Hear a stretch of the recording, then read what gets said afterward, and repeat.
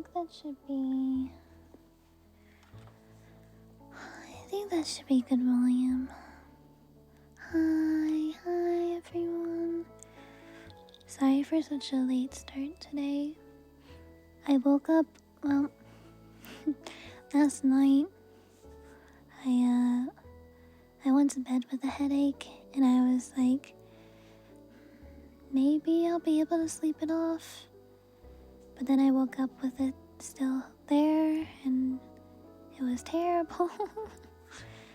I was drinking water and I ate food and I took a shower for the steam and stuff and it helped. It helped for a little bit, but it's coming back right now. So I made myself some tea. Made myself some tea, and I decided we'll just do some cozy ASMR, cause I have a book to read you guys. Actually, I already read some of it, but I'll restart from the beginning. Where is my bookmark? There it is. I read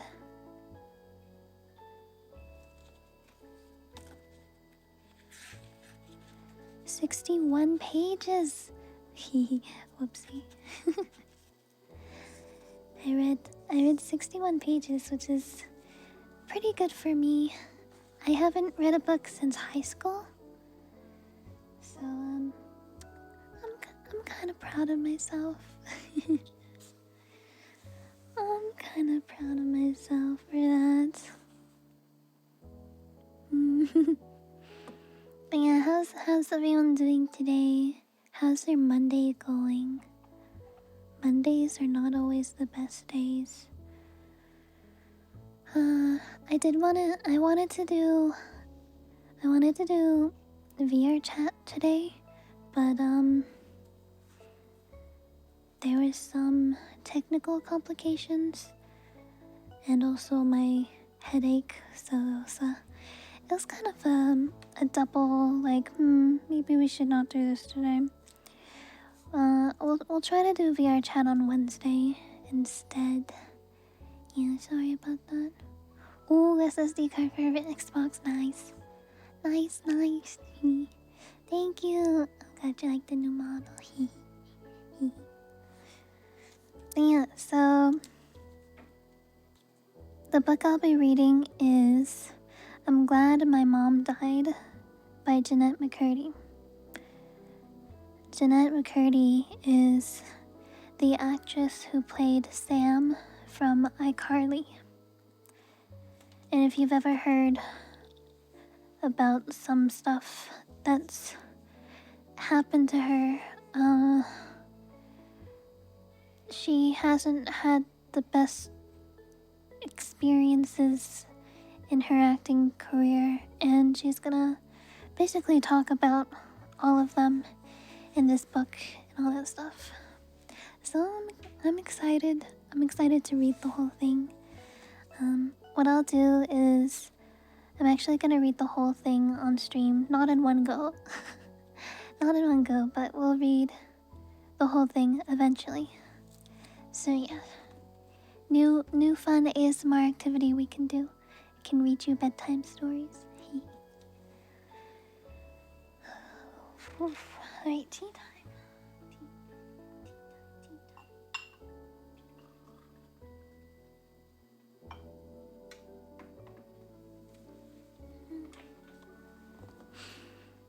And there's also another book I wanted to read after this one. It's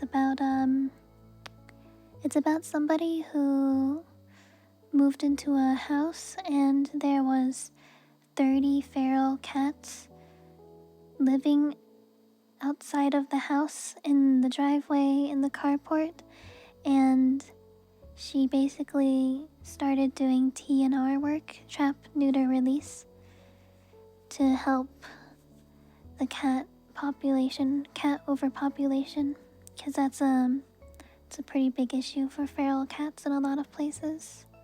Yeah. It's bad for the environment too, because feral cats will hunt a lot of the bird population, and so less birds means more. What? What are birds eat a lot of insects and stuff, and then it's all about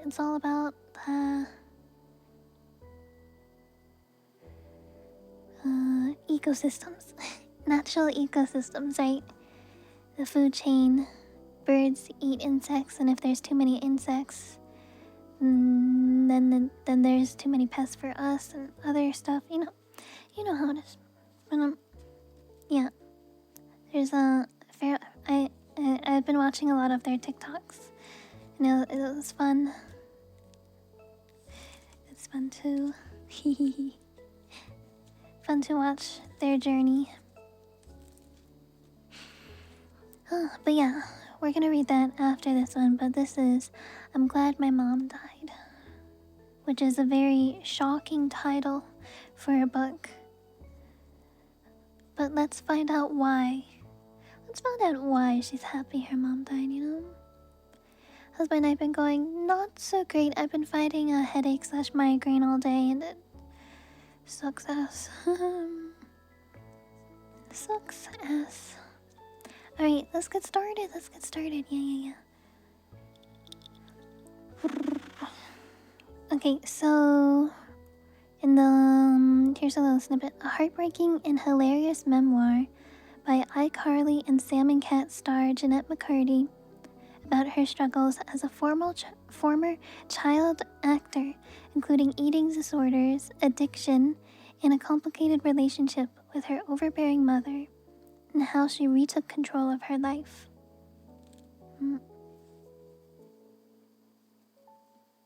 Jeanette McCurdy was 6 years old when she had her first acting audition. Her mother's dream was for her only daughter to become a star, and Jeanette would do anything to make her mother happy. So she went along with what Mom called calorie restriction, eating little and weighing herself 5 times a day. She endured extensive at-home makeovers while Mom... what is this word? C-H-I-D-E-D. Chide, maybe? Mom chide, your eyelashes are invisible, okay? You think Dakota Fanning doesn't knit hers? Tint hers. She was even showered by Mom until... she was even showered by her mom until age 16, and was also forced to share her diaries, email, and her entire income. In I'm Glad My Mom Died, Jeanette recounts all of this in unflinching detail, just as she chronicles what happens when the dream finally comes true. Cast in a new Nickelodeon series called iCarly, she was thrust into fame. Though Mom was ecstatic, emailing fan club moderators and getting on a first-name basis with paparazzi, "Hi Gail," Jeanette was riddled with anxiety, shame, and self-loathing, which manifested into eating disorders, addiction, and a series of unhealthy relationships. These issues only got worse when, soon after taking the lead in the iCarly spin-off Sam and Cat alongside Ariana Grande, her mother dies of cancer. Oof.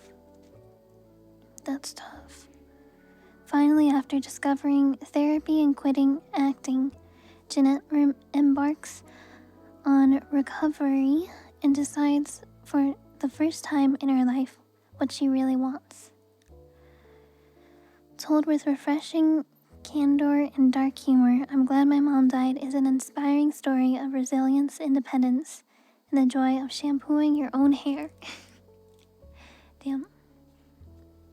I'm also a very slow reader, so I apologize. This is gonna take probably a few months to finish. Thank you, I'm glad you like the new model, yeah. New model looks really cute. That wasn't even the first page. That was just a little snippet in the beginning. In the beginning there. Okay. And this book is for Marcus, Dustin, and Scotty, her 3 brothers. Oh boy, prologue. Alright, let's see if the tea is too hot. Okay, tea is too hot. I'll just drink water instead.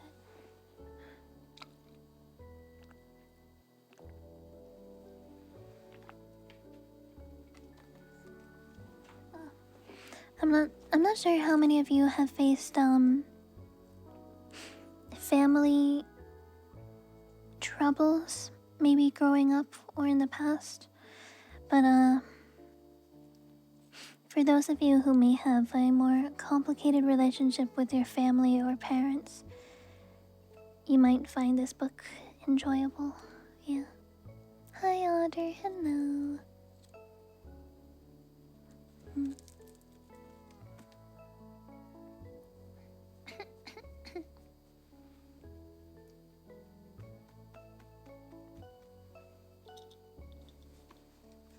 Okay, prologue time.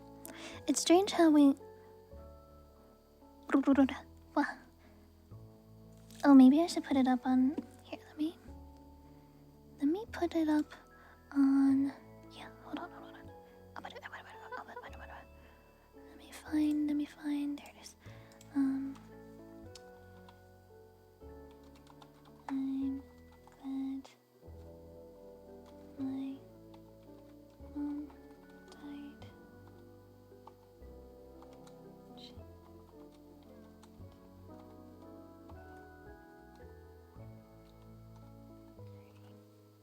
Okay. Yeah.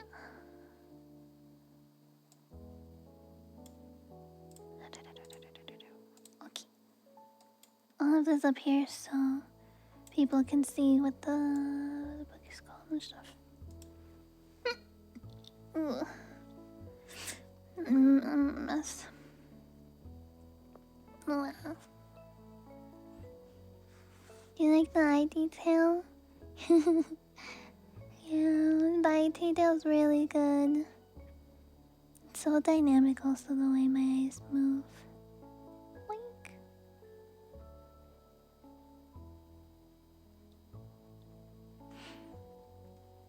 Alright. The whole night sky, yep. Basically. Okay, let's actually get to reading the book. It's been almost 20 minutes. Almost 20 minutes of the stream, I haven't even read the first page. Okay, prologue. It's strange how we always give big news to loved ones in a coma, as if a coma is just a thing that happens from a lack of something to be excited about in your life. Mom is in the ICU at the hospital.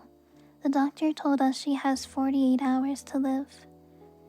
Grandma, Grandpa, and Dad are out in the waiting room, calling relatives and eating vending machine snacks. Grandma says Nutter Butter soothe her anxiety. I'm standing around Mom's tiny, comatose body with my 3 older brothers. Marcus, the together one, Dustin, the smart one, and Scott, the sensitive one.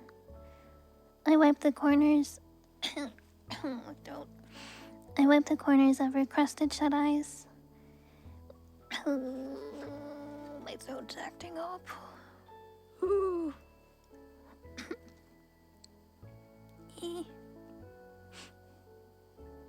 I'm good. I wipe the corners of her crusted shut eyes with a rag, and then it begins. Mom, together, leans over and whispers into Mom's ear, I'm gonna move back to California soon. We all perk up, excited to see if Mom might suddenly jolt awake. Nothing. Then Smart steps forward. Mama, Kate and I are getting married. Again, we all perk up, still nothing. Sensitive steps forward.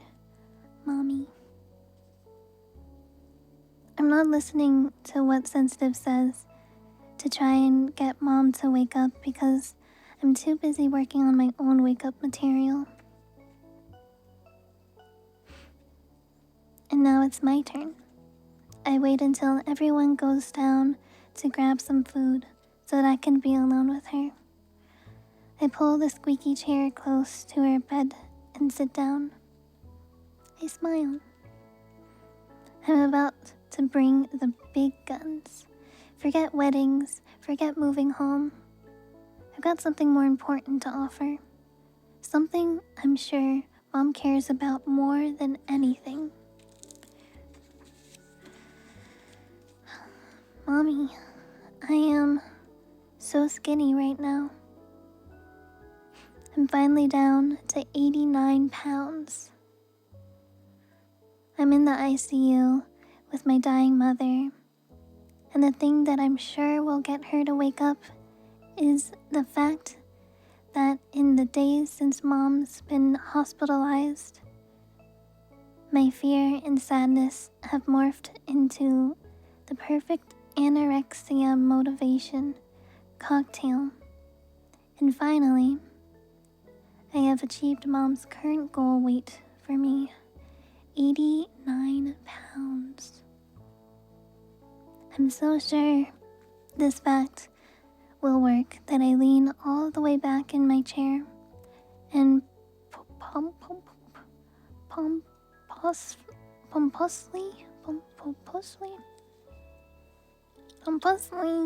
cross my legs. I wait for her to come to, and wait, and wait. But she never does. She never comes to. I can't make sense of it. If my weight isn't enough to get Mom to wake up, then nothing will be. And if nothing can wake her up, then that means she's really going to die. And if she's really going to die, what am I supposed to do with myself? My life purpose has always been to make Mom happy. To be who she wants me to be. So without Mom, who am I supposed to be now? Wow. That sucks so much.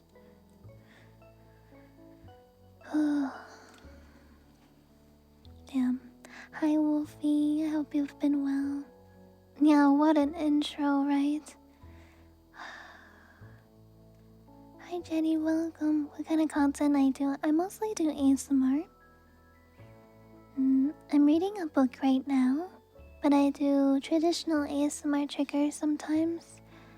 And we do like soft talking ASMR, like just chatting. And now I'm reading a book for a cozy ASMR bedtime story. That's the main content I do, if you're into any of that. do I do tummy noises ASMR sometimes, actually, yeah. Not on purpose, though. Not on purpose. Sometimes my stomach's just very loud.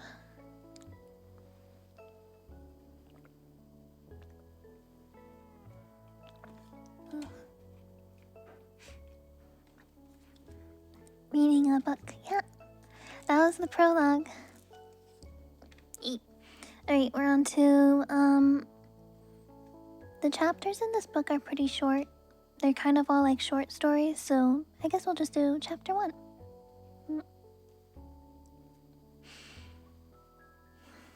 Chapter 1. The present in front of me is wrapped in Christmas paper even though it's the end of June. We have so much paper left over from the holidays because Grandpa got a dozen rolls set from Sam's Club, even though Mom told him a million times that it wasn't even that good of a deal. I peel, don't rip, off the paper because I know Mom likes to save the wrapping paper scrap from every present. And if I rip instead of peel, the paper won't be as intact as she'd like it to be. Dustin says Mom's a hoarder, But Mom says she just likes to preserve the memories of things, so I peel. I look up at everyone watching. Grandma's there with her poofy perm and her nose, and her button nose, and her intensity. The same intensity that always comes out when she's watching someone open a present. She's so invested in where gifts come from, the price of them, whether they were on sale or not. She must know these things. Grandpa's watching too, and snapping pictures while he does. I hate having my picture taken, but Grandpa loves taking them, and there's no stopping a grandpa who loves something. Me. Like how Mom tells him to stop eating his heaping bowl of Tillamook vanilla bean ice cream every night before bed because it won't do any good for his already failing heart. But he won't. He won't stop eating his Tillamook, and he won't stop snapping his pictures. I'd almost be mad if I didn't love him so much. Dad's there, half asleep like always. Mom keeps nudging him and whispering to him that she's really not convinced his thyroid is normal. Then Dad says, "My thyroid's fine," in an irritated way and goes back to being half asleep 5 seconds later. This is their usual dynamic. Either this or an all-out scream fight. I prefer this.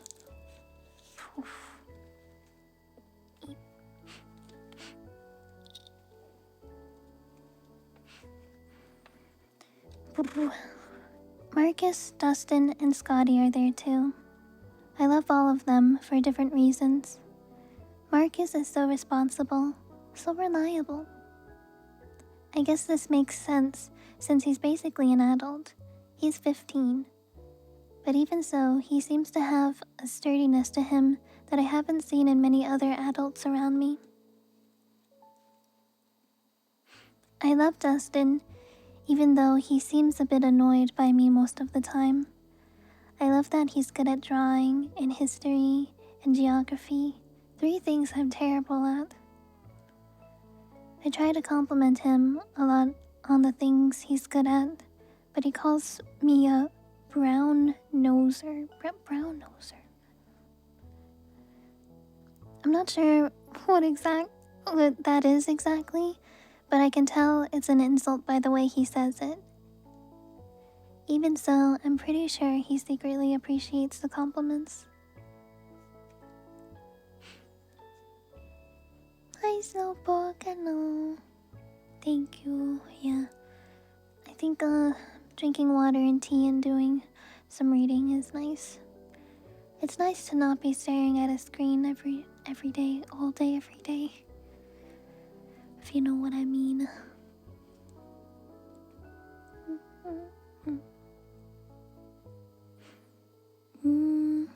Okay. I love Scotty because he's nostalgic.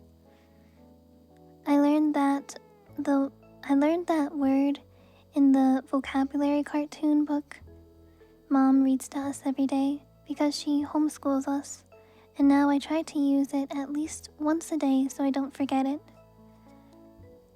It really does apply to Scotty. A sentimentality for the past. That's definitely what he has, even though he's only 9, so doesn't have much of a past. Scotty cries at the end of Christmas, and the end of birthdays, and the end of Halloween, and sometimes at the end of a regular day. He cries because he's sad that it's over, and even though it barely is over, he's already yearning for it. Yearning is another word I learned in vocabulary cartoons. Mom's watching too. Oh, Mom. She's so beautiful. She doesn't think she is, which is probably why she spends an hour doing her hair and makeup every day, even if she's just going to the grocery store. It doesn't make sense to me. I swear, she looks better without that stuff. More natural. You can see her skin, her eyes, her. Instead, she covers it all up. She spreads liquid tan stuff on her face and scrapes pencils along her tear ducts and smears lots of creams on her cheeks and dusts lots of powders on top. She does her hair up all big.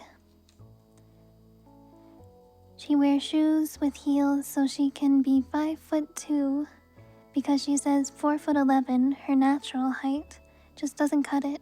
My god, she's like around my height. That's crazy. Oh my gosh, Holoristal. I think Holoristal, like Crystal. Holoristal, thank you so much for the raid. Welcome in. Welcome everybody. Nice to meet you. I'm Yuchi. I'm a Capricorn VTuber. I am reading a book to chat for a bedtime story tonight. I hope you had a really nice stream. The book name is in the top right. Yeah. I'm glad my mom died by Jeanette McCurdy. Hi, Arky. Hello. Yeah, I'm really happy for the new model too. Happy.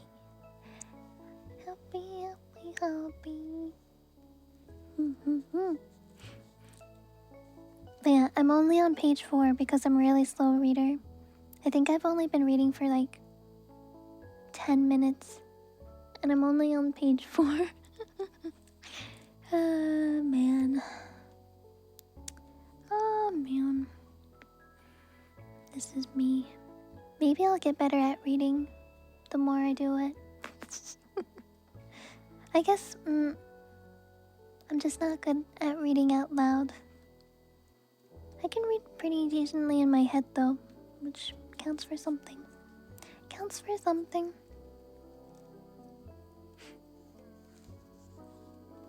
Alright, back to the book. It's so much that she doesn't need, that I wish she wouldn't use, but I can see her underneath it, and it's who she is underneath that is beautiful. Yeah, it's perfectly paced for ASMR, exactly.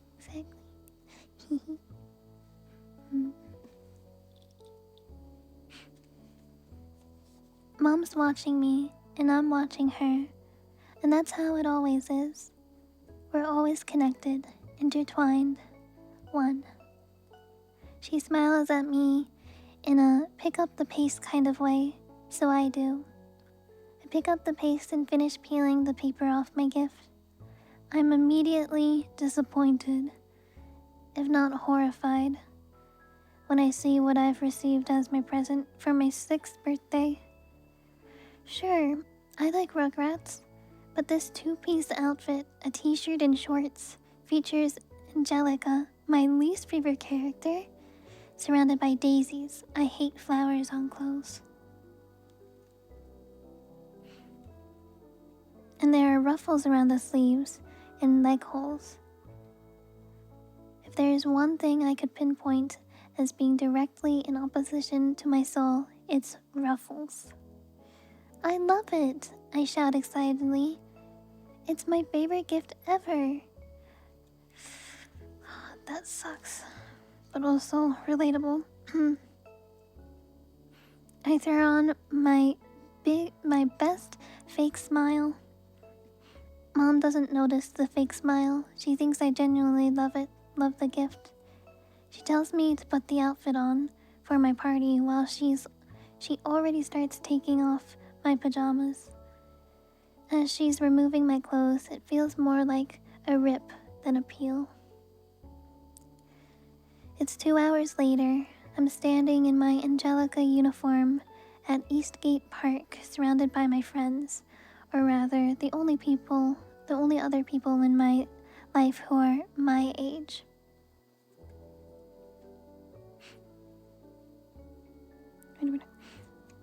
They're all from my primary class at church.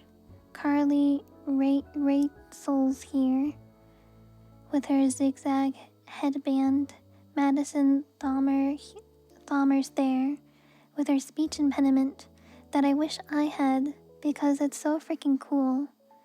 And Trent Page is there talking about Pink, which he does excessively and exclusively. Much to the dismay of the adults around him. At first I didn't realize why the adults cared so much about Trent's Pink obsession, but then I put two and two together. They think he's gay. And we're Mormon. And for some reason, you can't be gay and be Mormon at the same time. Oof. Poor kid.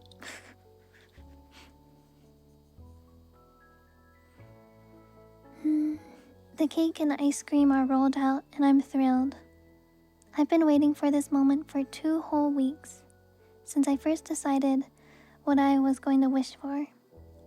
The birthday wish is the most power I have in my life right now.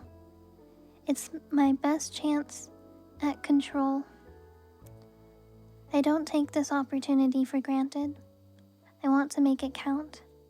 Everyone sings happy birthday off key, and Madison and Trent and Carly throw the cha-cha-chas after every line. It's so annoying to me. I can tell they think it's so cool how they're cha-cha-chaing, but I think it takes away from the purity of the birthday song. Why can't they just let a good thing be? I lock eyes with Mom so she'll know I care about her, that she's my priority. She's not cha-cha-chaing. I respect that about her. She gives me one of those big nose wrinkling smiles that makes me feel like everything's gonna be okay. I smile back at her, trying to take in this moment as fully as I possibly can. I feel my eyes starting to water. Mom was first diagnosed with stage 4 breast cancer when I was 2 years old. I hardly remember it, but there are a few flashbacks. There's the flash of Mom knitting me a big green and white yarn blanket, saying it was something I could keep with me while she was in the hospital. I hated it, or I hated the way she was giving it to me, or I hated the feeling I got when she was giving it to me. I don't remember what exactly I hated, but there was something in that moment that I absolutely did. There's a flash of walking across what must have been a hospital lawn. My hand in Grandpa's. We were supposed to be picking dandelions to give Mom, but instead I picked these brown, pokey, stick-like weeds because I liked them better. Mom kept them in a plastic Crayola cup on our entertainment unit for years to preserve the memory. Maybe this is where Scott gets his nostalgic instincts from?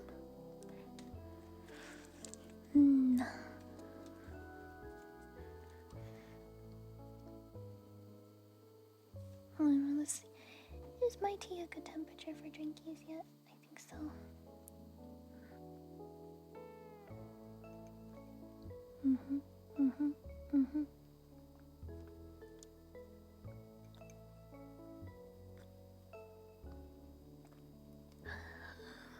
That's some good soup. Oh.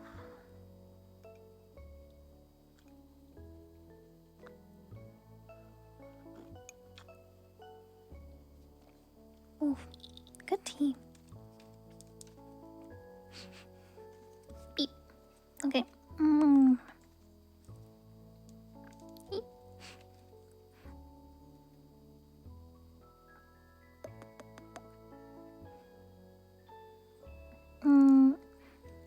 There's the flash of sitting on the bumpy blue carpet in a corner room in our church building, watching as 2 young and handsome missionaries put their hands on Mom's bald head to give her a priesthood blessing.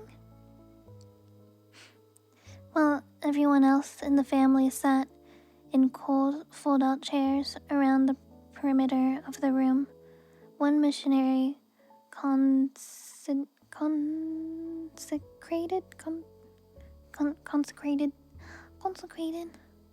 the olive oil so that it would be all holy or whatever, then poured the oil onto Mom's head, making it even shinier. The other missionary then said the blessing, asking for Mom's life to be extended if it was God's will.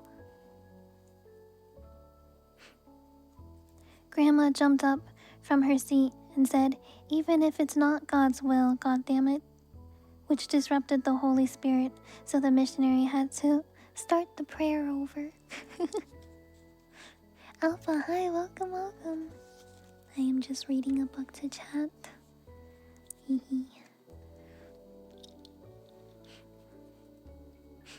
Fighting off the headache. It's working. Slowly but surely. Oh. Hello, Fanta. Hello. Good night, Phantom. Sleep well. Yako, hello. I am reading bedtime story to chat today. Thank you. Yeah, it is tough fighting the headaches. Tail touchies.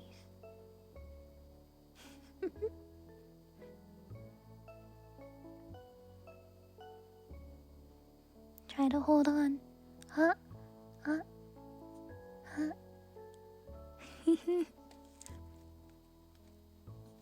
Okay.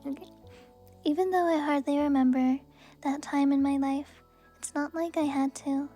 The events are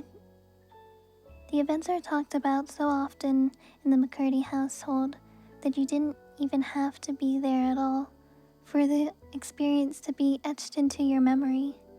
Mom loves recounting her cancer story, the chemotherapy, the radiation, the bone marrow transplant, the mastectomy, the breast implant, the stage 4-ness of it, how she was only 35 when she got it. To any churchgoer, neighbor, or fellow Albertson's customer who lends her a listening ear. Even though the facts of it are so sad, I can tell that the story itself gives Mom a deep sense of pride, of purpose. Like she, Deborah McCurdy, was put on this earth to be a cancer survivor and live to tell the tale to any and everyone, at least 5 to 10 times. Have a good eepy, Snowpoke. Good night. Yeah, I'm glad you like the new look.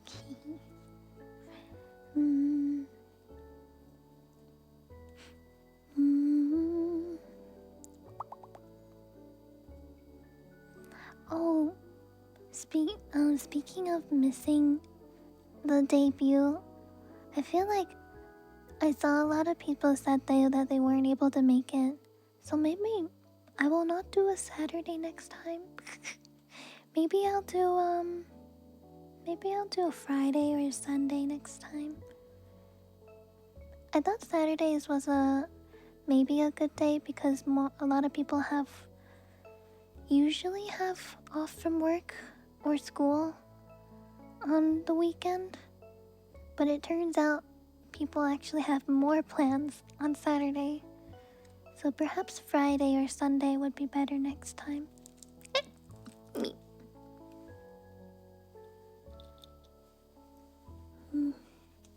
Thank you, Yukino. Thank you. Yeah, that's another thing. A lot of people work on weekends. So, I guess maybe I will do I feel like maybe Fridays. Fridays are always a good day.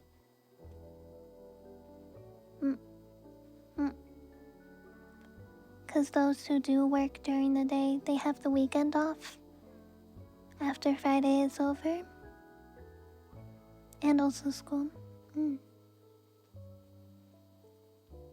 I'm glad you like the new model, yeah.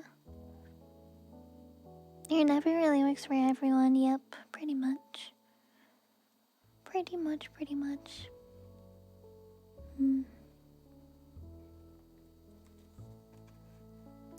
Ow, that was my wrist, did you hear that?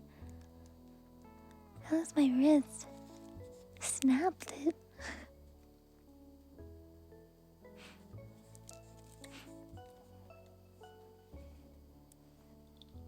Does it feel nicer? I know, I can't really tell. That was a really good crack though. I appreciate you guys watching the debut VOD though, even if you weren't able to make it. But yeah, that's one of the reasons why I'm streaming every day this week, so even those who weren't able to make it, surely they'll be able to make it to at least one stream if they would like to see the new model. I'm crunchy today, I know, right?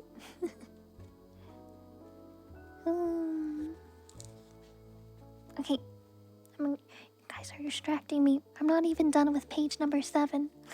This is page 7. Oh.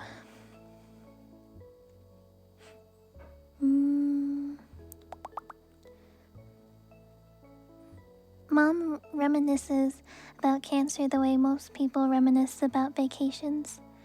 She even goes as far as to MC a weekly rewatch of a home video she made shortly after learning of her diagnosis. Every Sunday after church, she has one of the boys pop in the VHS tape since she doesn't know how to work the VCR. Oh, the VCR. Alright, everyone, shh. Listen, let's be quiet. Let's watch and be grateful for where Mommy is now, Mom says. Even though Mom says we're watching this video so we can be grateful that she's okay now, there's something about watching this video that just doesn't sit right with me. I can tell how uncomfortable it makes the boys, and it definitely makes me uncomfortable too. I don't think any of us want to be revisiting memories of our bald, sad, then dying mom, but none of us express this. The video starts playing. Mom sings lullabies to all 4 of us kids while we sit around her on the couch. And much like the video remains the same every time it's played, so too do Mom's comments. Every single time we rewatch this video, Mom comments on how the heaviness was just too much for Marcus to handle, so he had to keep going off into the hallway to collect himself and come back again. She says this in a way that lets us know it's the highest compliment. Marcus being distraught about Mom's terminal illness is a testament to what an incredible person he is. Then she comments on what a stinker I was. But she says the word stinker was such a venomous bite that it might as well be a cuss word. She goes on to say how she can't believe I wouldn't stop singing Jingle Bells at the top of my lungs when the mood was clearly so sad. She can't believe how I didn't get that. How could I possibly be so upbeat when my surroundings were so obviously heavy? I was 2. Bro was 2 years old and this mom is expecting her 2-year-old daughter to be sad for her. As if a 2-year-old would understand any of this.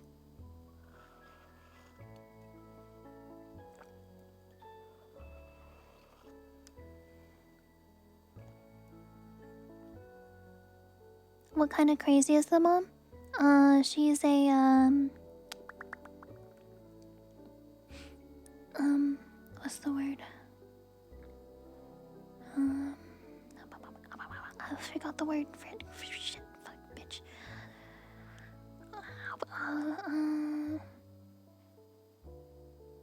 And goes, hello, welcome. She's a, what's the other word for self-centered, only cares about herself kind of thing? Narcissist. She's a narcissist.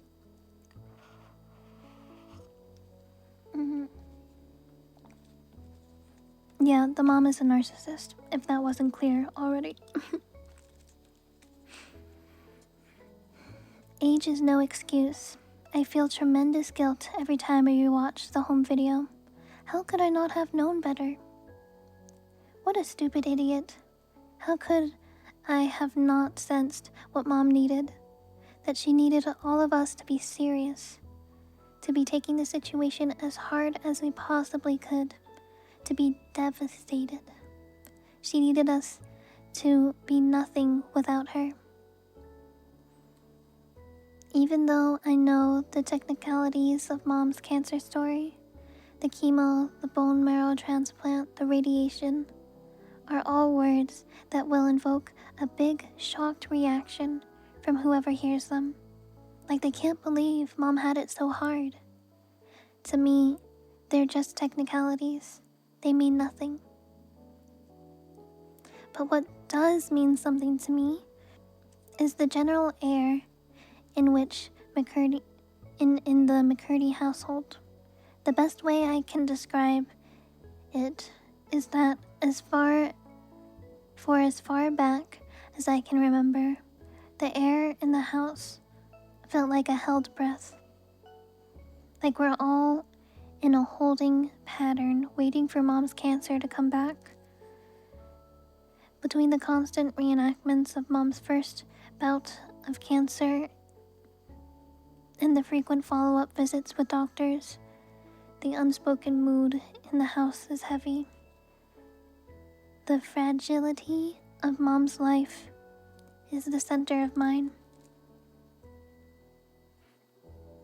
And I think I can do something about that fragility with my birthday wish. Finally, the happy birthday song's over. The time has come. My big moment. I shut my eyes and take a deep breath in which I can make my wish be heard. I wish that Mom will stay alive another year. Can you imagine a 6-year-old making a wish for someone else? I can't imagine that. Yeah, it's a lot for a kid. Exactly.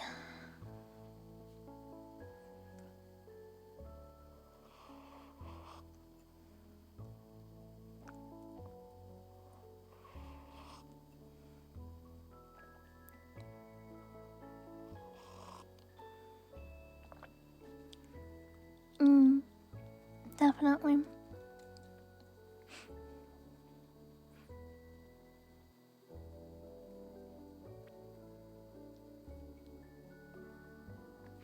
It's also very hard and painful to have your life controlled by a narcissistic parent as well.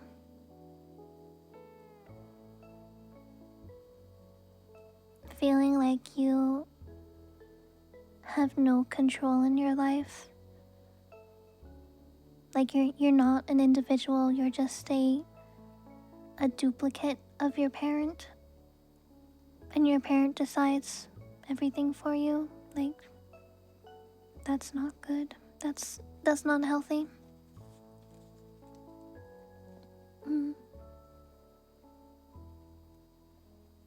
I might have met someone. Okay, I'm getting too warm. It's time to take off the clothes. It's too hot.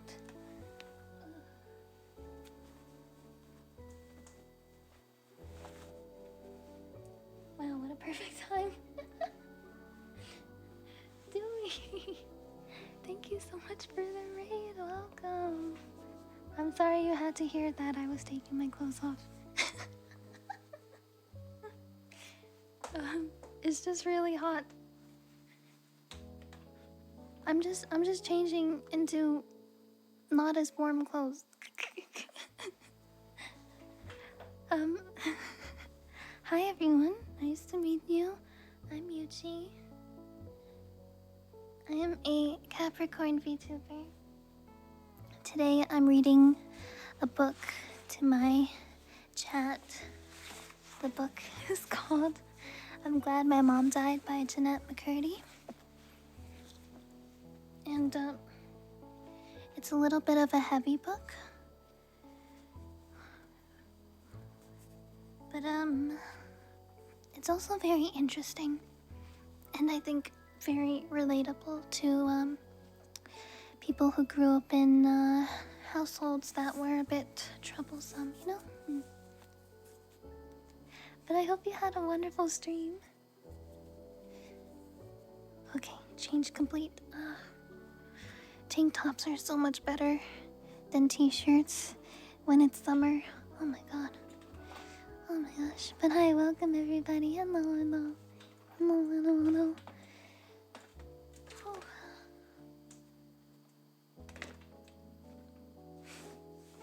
Alright, okay.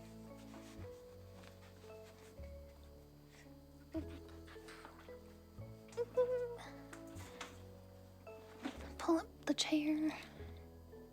Oh, good. I'm glad you had a really good stream. But yeah, this is my new VTuber model.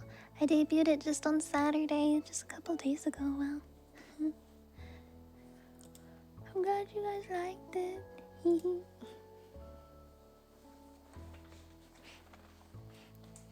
Also, speaking of which, we have a limited edition, limited time only Yuchi plushie that you are able to get with Makeship right now. We only have, how many days left, Tails? 20 something? 19!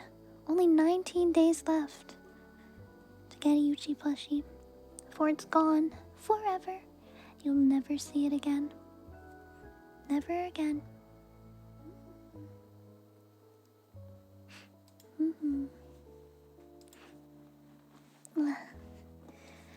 Anyways, I've been streaming for just about an hour, and I've read a total of 8 pages. We just finished the first chapter. This is gonna take a while. But that's okay. When you read slowly, you're able to understand the words better.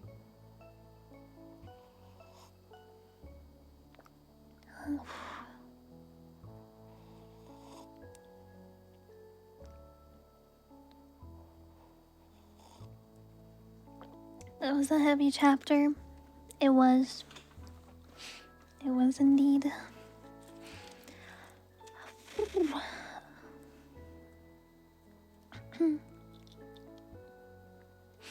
Okay. I have this terrible, obnoxious lump in my throat that I keep trying to swallow, but it doesn't go away. And I feel like it's making my voice sound weird. Hi Rex, hello. Yes. Twitch ads are gonna automatically play in about 40 seconds. So if anyone has their volume up very high, this is the time to turn it down so you don't get your ears blasted. I'm gonna go on a break, a health break. I'll probably make some more tea because I'm almost done with it. And then yeah, then after a few minutes I'll be back and I'll continue reading, okay? Yeah. Right, then we can start chapter 2.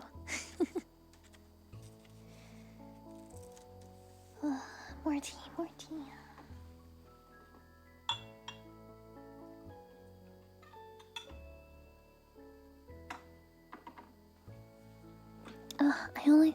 I just have to refill my water.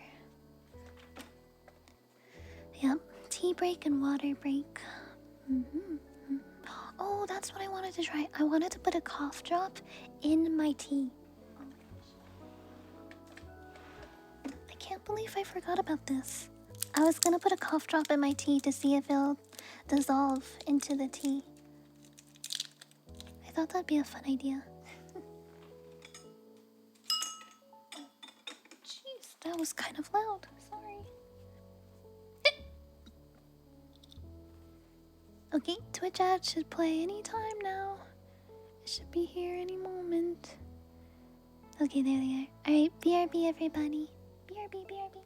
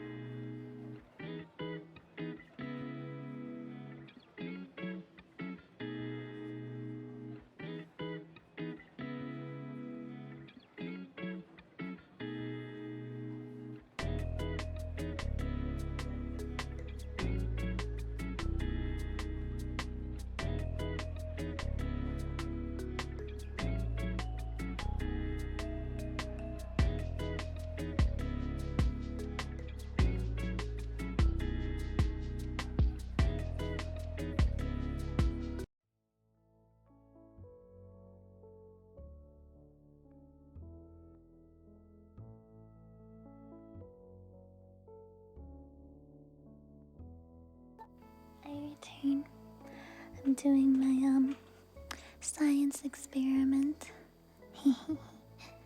What the fuck? Where the farts in? Oh my god. Solar, hi, welcome. Yeah. I can't believe Sid made me bald. Shiny. Yeah, okay. Thank you for waiting. So I'm doing the science experiment where I put a cough drop in my tea to see if the cough drop will disintegrate into the tea. So then I drink liquid cough drop. It made cracking noises when I first poured in the hot water. But then after, I haven't heard a single noise from it. Big ol' cakes, thank you for the raid, welcome. Hi everybody, hello, nice to meet you guys. I'm Yuchi, I'm a Capricorn VTuber. We're doing some cozy book reading ASMR today. I'm reading a book. It's a little bit on the heavier side of more more like heavy topics. Just letting you warning, but yeah. The book is called I'm Glad My Mom Died by Jeanette McCurdy. I hope you had a wonderful stream. Yeah. Right. It's been an hour and I've read the prologue and chapter 1. It's been 8 pages. So now we're gonna start on chapter 2.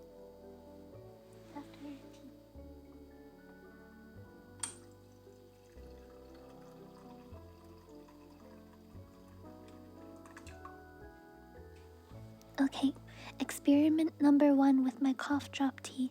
Let's see if I can taste it. Oh, thank you. Yeah, I've been having a good time. Good time.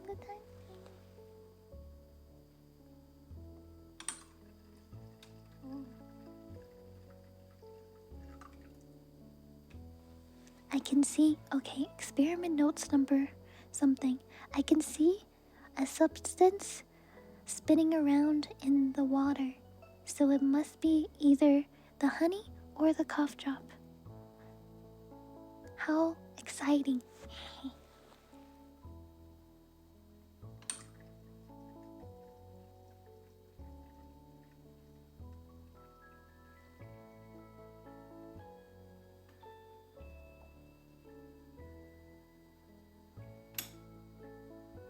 Okay, let's test.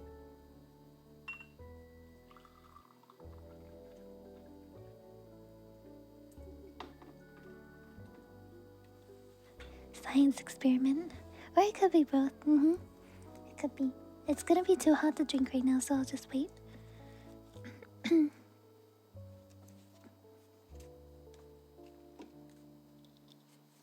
Cough drop alchemy. Okay, anyways, chapter 2. Also, the chapters don't have any titles. It's just numbers, so 1, 2, stuff like that. Hi, Dragon. Hello. Alright, chapter 2.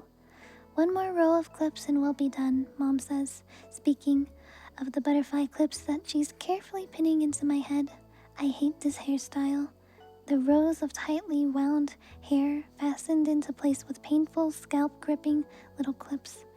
I'd rather be wearing a baseball cap, but Mom loves this style and says it makes me look pretty. So butterfly clips it is. Okay, Mommy, I said, swinging my legs back and forth while I sit on the closed toilet seat lid. The leg swing is a nice touch, selling it. The house phone starts ringing. Shoot. Mom opens the bathroom door and leans out of it as far as she can go to grab the phone that hangs from the kitchen wall. She does all of this without letting go of a strand of my hair she's currently working on, so my whole body is leaned all the way over in the same direction that Mom is. Hello? She says into the phone as she answers it. What? 9 p.m.? That's the earliest? Whatever. Guess the kids will have to get through another night without their dad. That's on you, Mark. That's on you. Mom slams the phone down. That was your father, I figured. That man, Ned. I tell ya, sometimes I just... She takes a deep, anxious breath. Sometimes you just what? Well, I could have married a doctor, a lawyer, or an Indian chief. I finished for her since I know this catchphrase of hers so well. I asked her once which Indian chief she dated, and she said she didn't mean it, literally. It was just a figure of speech. A way of saying she could have had anyone she wanted back in the day before she had children, which has made her less appealing. I told her I was sorry, and she said it was okay, that she'd much rather have me than a man. Then she told me I was her first friend and kissed me on the forehead. And as an afterthought, said that she actually did go on a few dates with a doctor though. Tall and ginger, very financially stable. Mom keeps clipping my hair. Producers too. Movie producers, music producers. Quincy Jones once did a double take when he passed me on the street corner. Honestly, Ned, not only could I have married any of those men, but I should have. I was destined for a good life, for fame and fortune. You know how much I wanted to be an actress. But Grandma and Grandpa wouldn't let you, I say. But Grandma and Grandpa wouldn't let me, that's right. I wonder why Grandma and Grandpa wouldn't let her. But I don't ask. I know better than to ask certain types of questions, the ones that go too deep into specifics. Instead, I just let Mom offer up the information she wants to offer up, while I listen closely and try to take it in exactly the way she wants me to. Ow! Sorry. Did I clip your ear? Yeah, it's okay. It's hard to see from this angle. Mom starts rubbing my ear. I'm immediately soothed. I know. I want to give you the life I never had, Ned. I want to give you the life I deserved. The life my parents wouldn't let me have. Okay. I'm nervous about what's coming next. I think you should act. I think you would be a great little actress. Blonde, blue-eyed. You're what they love in that town. In what town? Hollywood. Isn't Hollywood far away? About an hour and a half. Granted, freeways aren't involved. I'd have to learn how to drive freeways, but it's a sacrifice I'm willing to make for you, Ned. 'Cause I'm not like my parents. I want what's best for you, always. You know that, right? Yeah. Mom pauses the way she does before she's about to say something she thinks is a part of a big moment. She bends around to look at me in the eye, still holding my unfinished hair strand. So what do you say? You want to act? You want to be Mommy's little actress? There's only one right answer. Oof. She's not even allowed to say no. Chapter 3. I don't feel ready. I know I'm not ready. The kid in the front of me hops down off the stage, steps in a way that confuses me. He doesn't seem nervous at all. This is just another day for him. He takes a seat next to the dozen or so other children who are already sitting because they've already performed their monologues. I look around at the boring, white-walled, undecorated room and the rows of kids in metal stackable chairs. I thumb the paper in my hands nervously. I'm next. I got in line last so I'd have more time to practice, a decision I now regret because my nerves have had more time to build. I've never felt this way before. Sick to my stomach from nerves. Go ahead, Jeanette. The mom. The man with the black ponytail and goatee deciding my fate tells me. I nod to him, then step up on the stage. I set the piece of paper down so I have more freedom to use my hands. For the big gestures Mom instructed me to use, and then I begin my monologue of Jello jigglers. Jello jigglers. My voice is shaky as I start out. I can hear it so loud in my head. I try to tune it out, but it just keeps sounding louder. I smile big and hope that goatee doesn't notice. Finally, I get to the closing line. Because Jello jigglers make me giggle. I giggle after the line, just like Mom told me to. High-pitched and cutesy, with a little nose wrinkle at the end. I hope the giggle doesn't come across nearly as uncomfortable as I feel with it coming out of me. Goatee clears his throat. Never a good sign. He tells me to try the monologue one more time, but loosen up a bit and just do it simply like you're talking to your friend. Oh, and don't do any of those hand gestures. I'm conflicted. The hand gestures are exactly what Mom told me to do. If I get to the waiting room and tell her I didn't do the hand gestures, she'll be disappointed. But if I get to the waiting room and tell her I don't have an agent, she'll be even more disappointed. I do the monologue again, losing the hand gestures, and it feels slightly better, but I can tell Goatee didn't get exactly what he wanted. I disappointed him. I feel awful. After I finish, Goatee calls out 9 names, including mine, and tells the other 5 kids they can go.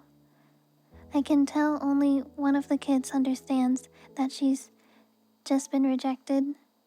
The other 4 waltz out of the room like they're going to get ice cream. I feel bad for her, but good for me. I am a chosen one. Hi, Peter and Cosmo and Mr. Am. Hello, guys. I'm reading a book. I'm reading book.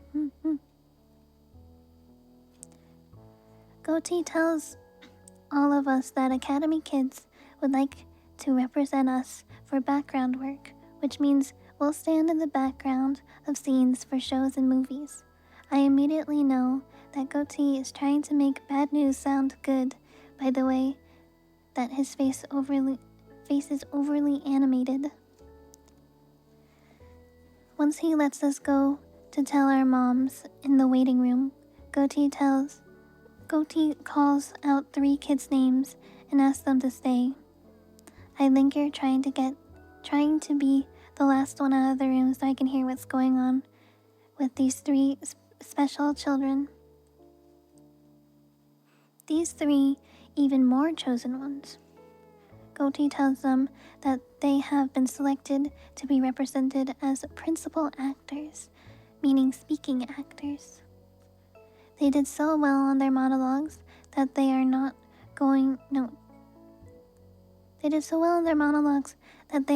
being represented as human props, but rather as genuine certified worthy of speaking actors.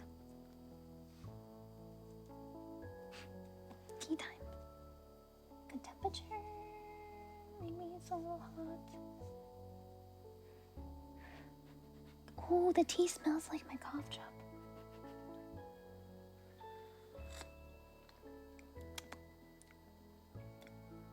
It worked. It actually tastes like it. Liquid cough drop soup.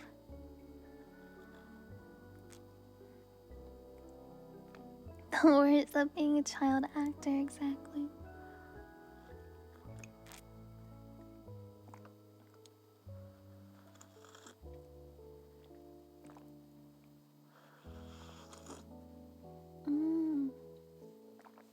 gosh, that is so good. The cough drop and the tea is actually amazing. Wow.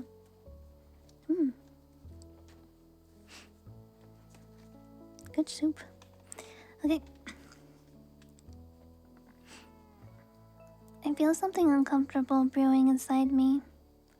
Jealousy, mixed with rejection and self-pity. Why am I not good enough to speak? I get out to the waiting room and run over to Mom, who's balancing her checkbook for the 4th time this week. I tell her that I've been chosen as a background actor, and she seems genuinely happy. I know this is only because she doesn't know that there is a higher tier that I might have been chosen for. I worry about her finding out. Oof. Me. Oof. Mr. Am, oh my gosh, thank you so much for the 5 gifted subbies. Thank you. Thank you. Yeah, please say thank you for their generosity. I appreciate it. Hi Nick, have a good lurky.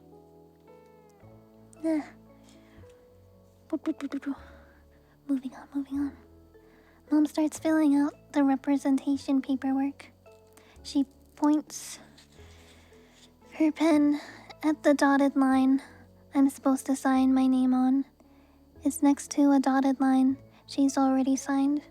She has to sign too, since she's my guardian. What are we signing for? The contract just says that the agent gets 20% and we get 80%. 15% of that 80% will go into an account called a Coogan account, which you can access once you're 18. That's all the money that most parents let their kids have. But you're lucky. Mommy's not gonna take any of your money except for my salary, plus essentials. What are essentials? Why are you giving me a 3rd degree all of a sudden? Don't you trust me? I quickly sign. Goatee comes out to give each of the parents feedback. He comes to Mom first and tells her that I have potential to do principal work. Potential? Mom asked critically. Yes, especially since she's only 6. She's only 6. So she's getting an early start. But why potential? Why can't she do principal work now? Well, I could tell in her monologue that she was very nervous. She seems quite shy. She is shy, but she's getting over it. She'll get over it. Goatee scratches his arm where there's a tattoo of a tree. He takes a deep breath like he's getting ready to say something he's nervous about saying. It's important that Jeanette wants to act in order for her to do well, he says. Oh, she wants this more than anything, Mom says, as she signs on the next page's dotted line. Mom wants this more than anything, not me. This day was stressful and not fun. If given the choice, I would have never do anything like it again. On the other hand, I do want what Mom wants, so she's kind of right. Goatee smiles at me in a way that I wish I understood. I don't like when grown-ups make faces or sounds that I don't understand. It's frustrating. Makes me feel like I'm missing something. Good luck, he says to me with a certain heaviness, and then he walks away. He knows. Oh, jeez. Alright, chapter 4. It's 3 a.m., the Friday after signing with Academy Kids, when Mom makes way up for my first day of background work on a show called The X-Files. My call time isn't until 5 a.m., but since Mom's scared of driving freeways for the first time, she wants to get a head start and leave plenty early. Look at me, getting over my fear for you, she says as we pile into our 1999 Ford Windstar minivan.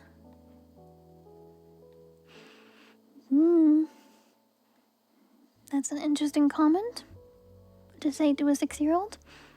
We arrive at the 20th Century Fox Studios an hour early, so we walk around for a bit in the dark. When we pass the giant Luke Skywalker versus Darth Vader mural on the side of one of the sound stages, Mom squeals with delight, whips out her disposable camera and snaps the picture of me standing in front of it. I feel embarrassed, like we don't belong here.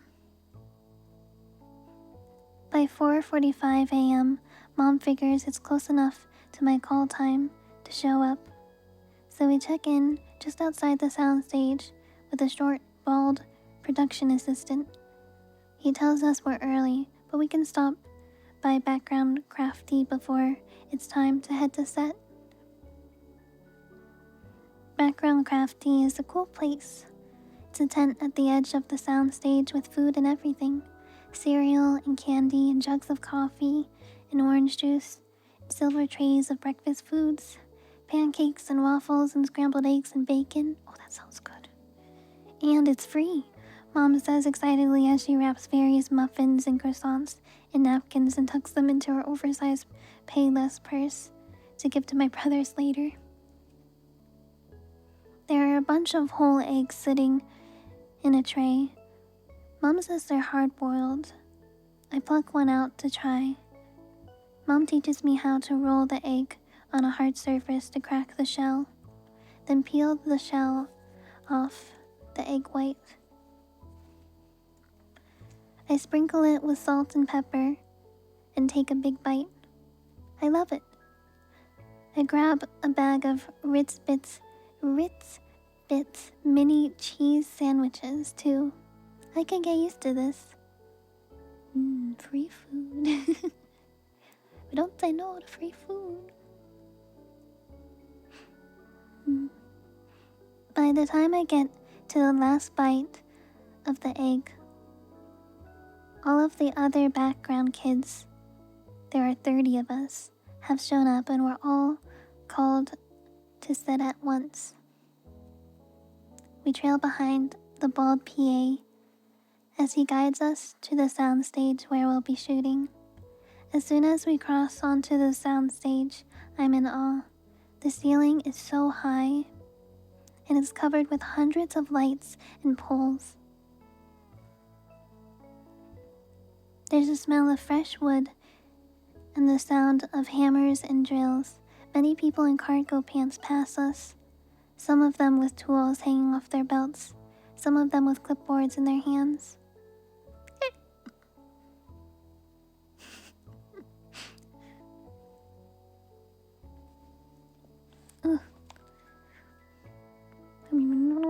Some of them whispering urgently into walkie-talkies. There's something magical about this.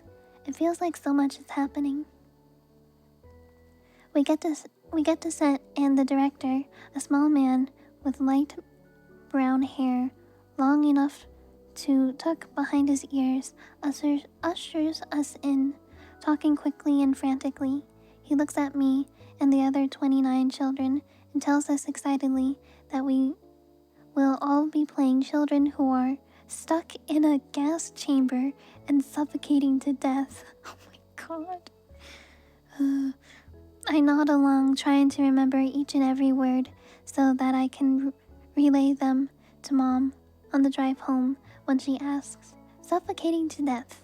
Got it." God. The director tells us all where to stand, and I'm near the back of the blob of children until he asks the smaller kids to come up front, so I do. He then points to each of us rapidly, one right after the other, and says to give him our best scared to death face. I'm the 9th or 10th kid he points to. After I give my face, he tells the cameraman standing next to him to get a close-up of me. I have no idea what this means, but I'm assuming it's good because the director winks at me after he says it. One more Even more scared, the director shouts to me. I widen my eyes a bit, hoping it'll work. It does, I think, since he says, "Got it. Moving on." Pats me on the back. Why do you guys keep making me bald, huh? Why you guys like this, huh?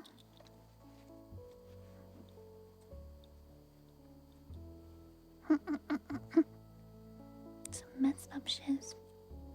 Messed up shiz.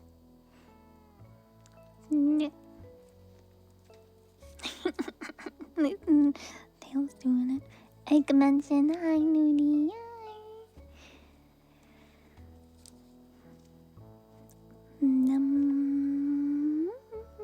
Okay, next page.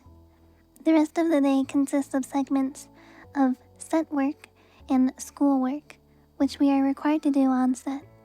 So we go back and forth between the two. Since Mom homeschools me, she pulled my school work for the day and paper clipped all the worksheets together into a little packet. Handy. Packet. The 12-year-old girl seated next to me in the schoolroom keeps elbowing me and telling me we don't have to do any schoolwork if we don't want to because we're background actors. And the studio teachers assigned to background actors don't care how much work gets done because they just want to teach the principal actors. I try my best to ignore her and fill out my page on the state capitals. After our half-hour or so paperwork segments, we're pulled from the classroom by the PA to go do the scene again. The same scene. The whole day, the same scene. I have no idea why we have to keep doing this one scene so many times. I figure it's best not to ask questions, but I notice that each time I come back to the set, the camera is in a new position. So I have a feeling it has something to do with that. Oh well. At least every time I'm brought to set, I get to see Mom. Each time the PA walks us kids back to set, we pass the background parents' holding room, where all the parents are stuffed into a small bungalow. I wave to Mom, who notices me every single time. No matter how engrossed in her Woman's World magazine she is, she dog ears the page, looks up at me, smiles big, and gives me a thumbs up. We're so connected. By the end of the day, I'm exhausted. It's been 8.5 hours of being on set and doing schoolwork, and walking from the stage to the schoolroom, and taking directions, and hearing drills and smelling smoke. There was a fog machine on the gas chamber set to enhance the ambience. It's been a long day and I haven't particularly enjoyed it, but I did like the hard-boiled egg. Suffocating to death, Mom says eagerly on our way home as she recounts everything I told her about the day. And in a close-up, that's gonna really show off how good you are. I bet once this airs, Academy Kids is gonna beg you to be a principal actor. Beg.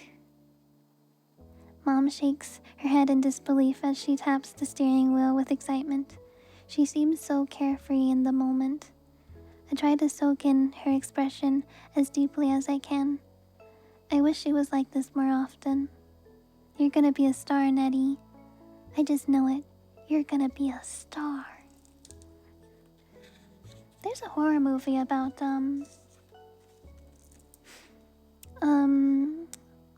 like a farm girl wanting to be a star in Hollywood, but never being able to, and then she goes nuts and kills her family, and then there's a second movie where it's called Pearl, I think.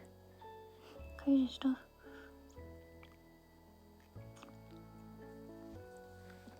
Huh.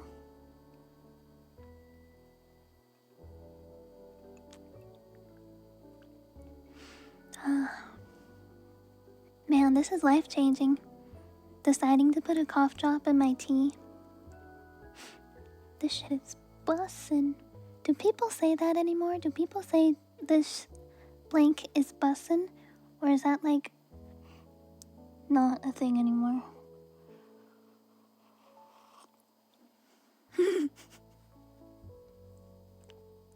When did people say that? What era was that? I don't remember.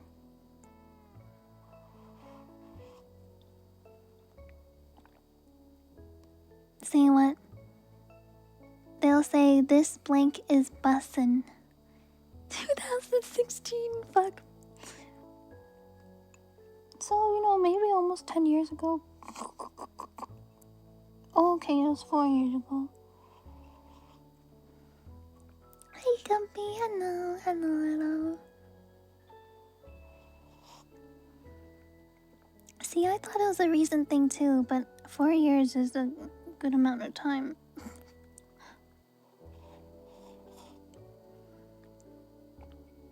There's always a new word that's popping up on social media that I've never seen before.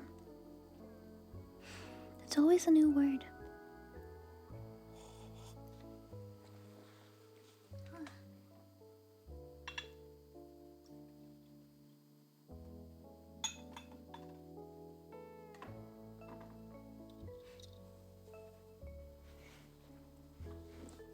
Isn't it Riz now? Riz was like at least a couple years ago.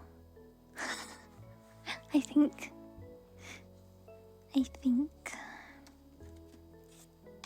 Okay. Chapter 5. I'm on a roll now. I'm on chapter 5 now. We have to leave for church in 15 minutes, Mom shouts from the other room before I hear this distinct smack of her makeup brush being thrown against the mirror. She must have gotten her eyeliner crooked again. The church my family goes to is the Garden Grove 6th Ward of the Church of Jesus Christ. Oh my god. Of Latter-day Saints. What a title. Grandma was baptized a Mormon when she was 8, and then Mom was baptized as a Mormon when she was 8. Just like I'm going to be baptized as a Mormon when I'm 8.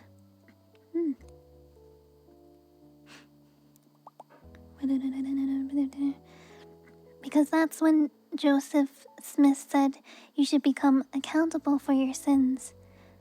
Before then, you can sin scot-free. Even though both Grandma and Mom were baptized, they didn't go to church. I think they just wanted the perk of going to heaven without doing the legwork.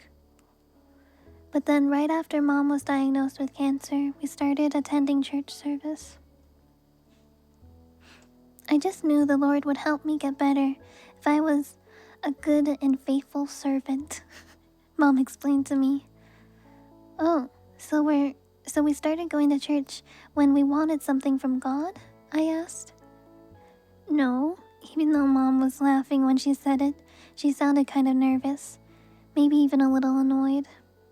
And then she switched the subject to how handsome Tom Cruise looked in the new Mission Impossible 2 trailer.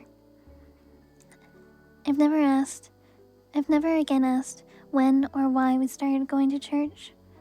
I don't need to know the specifics of why we go to church to know that I love it.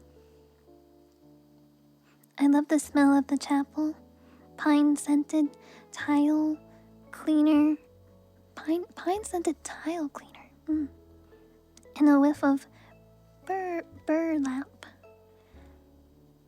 I love my primary classes and all the songs about faith and Jesus, like I Hope They Call Me on a Mission and Book of Mormon stories, and my personal favorite, Popcorn Poppin'.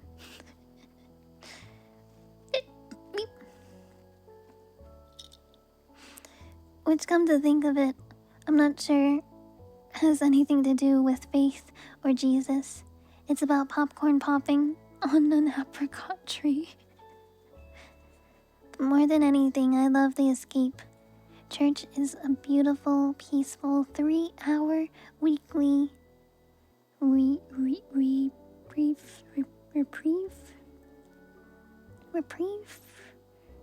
reprieve from the place I hate most, home.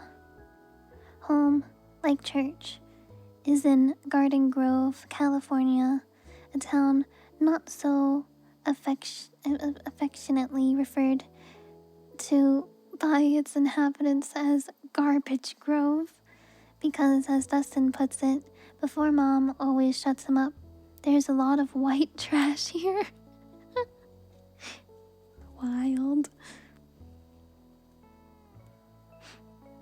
We get a good deal on renting the house, since Dad's parents own it, but apparently not good enough since Mom's always complaining about it. We shouldn't have to pay anything at all. That's what family's for. She'll vent to me while doing dishes or filing her nails. If they don't leave the house to your father in their will, I swear. We're late on our rent just about every month. Mom's always crying about it, and the payments are often short. Mom's always crying about that too. Sometimes it's just not quite enough, even though Mom, Dad, Grandpa, and Grandma all chip in. Grandpa and Grandma moved in with us temporarily while Mom was battling cancer, but just wound up staying even after she went into remission because it worked out better for everyone. Mom calls it the curse of minimum wage. Grandpa works as a ticket taker at Disneyland. Grandma works as a receptionist at a retirement home. Dad makes cardboard cutouts for Hollywood Video and works in the kitchen design department at Home Depot. And Mom went to beauty school but says having babies sidetracked her career. Plus, the hair bleaching fumes are toxic. So she picks up shifts at Target around the holidays, but says her main job is ensuring I make it in Hollywood. Even though the rent payments are often short and almost always late, we've never been kicked out. And I feel like if anybody but Dad's parents owned the house, we probably would have been kicked out by now. Part of me fantasizes about that. If we get kicked out, that means we'd have to move somewhere else. And if we'd have to move somewhere else, that means we'd have to pack up the stuff we want to take with us into moving boxes. And if we'd have to pack up into moving boxes, that means we'd have to sort through all of the stuff in the house and get rid of some of it. That sounds wonderful. Our home hasn't always been like this. I've seen pictures from before I was born where it actually looked pretty normal. A humble house with a little clutter, nothing out of the ordinary. My brothers say it began when Mom got sick. That's when she started not being able to let go of things. That would mean it started when I was 2. Since then, the problem has only gotten worse. Our garage is filled floor to ceiling with stuff. Stacks of plastic bins are filled with old papers and receipts and baby clothes and toys and tangled jewelry and journals and Christmas decorations and old candy bar wrappers and expired makeup, empty bottle shampoos and broken mug pieces in Ziploc bags. Ooh, home of a hoarder. The garage has 2 entrances, the back door and the main garage door. It's nearly impossible to get through the garage if you enter by the back door because there's hardly any space for a walking path, but even on the off chance that you were able to elbow your way through the path, you won't want to. We have a rat and possum problem, so the only thing you'll see on your slither of a path is dead rats and possums stuck in the traps Dad places every few weeks. Yeesh. The dead rats and possums stink. Since you can't really walk through the garage, Our second fridge is placed strategically at the front of the garage so that we can open the main garage door and access it easily. Easily is an overstatement. Our garage door is the only manual one on the block, and so heavy that it broke its own hinges. The door used to make a loud clicking sound. Once Dad or Marcus, the only two in the household strong enough to lift it, heaved it up high enough, and once that clicking sound happened, the garage door would stay up on its own. Well, not anymore. A few years back, after the garage door clicked, it came crashing right back down again, and it's never been able to support itself since. Yeesh. So now going to the garage has become a two-person job. Whoever opens the heavy garage door, typically Marcus, has to hold it up with their entire body to avoid it slamming down on top of them, while the other person, typically me, retrieves whatever needs to be retrieved from the garage. Oh my god, what a nightmare. What a nightmare. Hi, Mr. Tacos. Hello. Hi, Originally. Hi. I know I look different now. I mean, still the same, but different.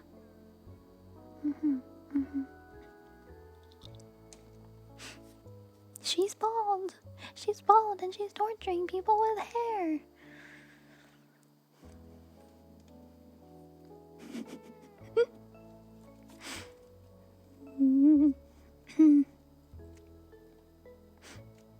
The times when Marcus and I are asked to retrieve something from the garage are scary. When Marcus holds up the garage door and his face winces underneath the weight of it, and I race to open the overstuffed fridge as quickly as possible and locate the needed food item in the sea of other food items, I feel like I'm Indiana Jones and the boulder is coming and I have to snatch the hidden treasure before the boulder comes crashing down on me. Understandable. Me.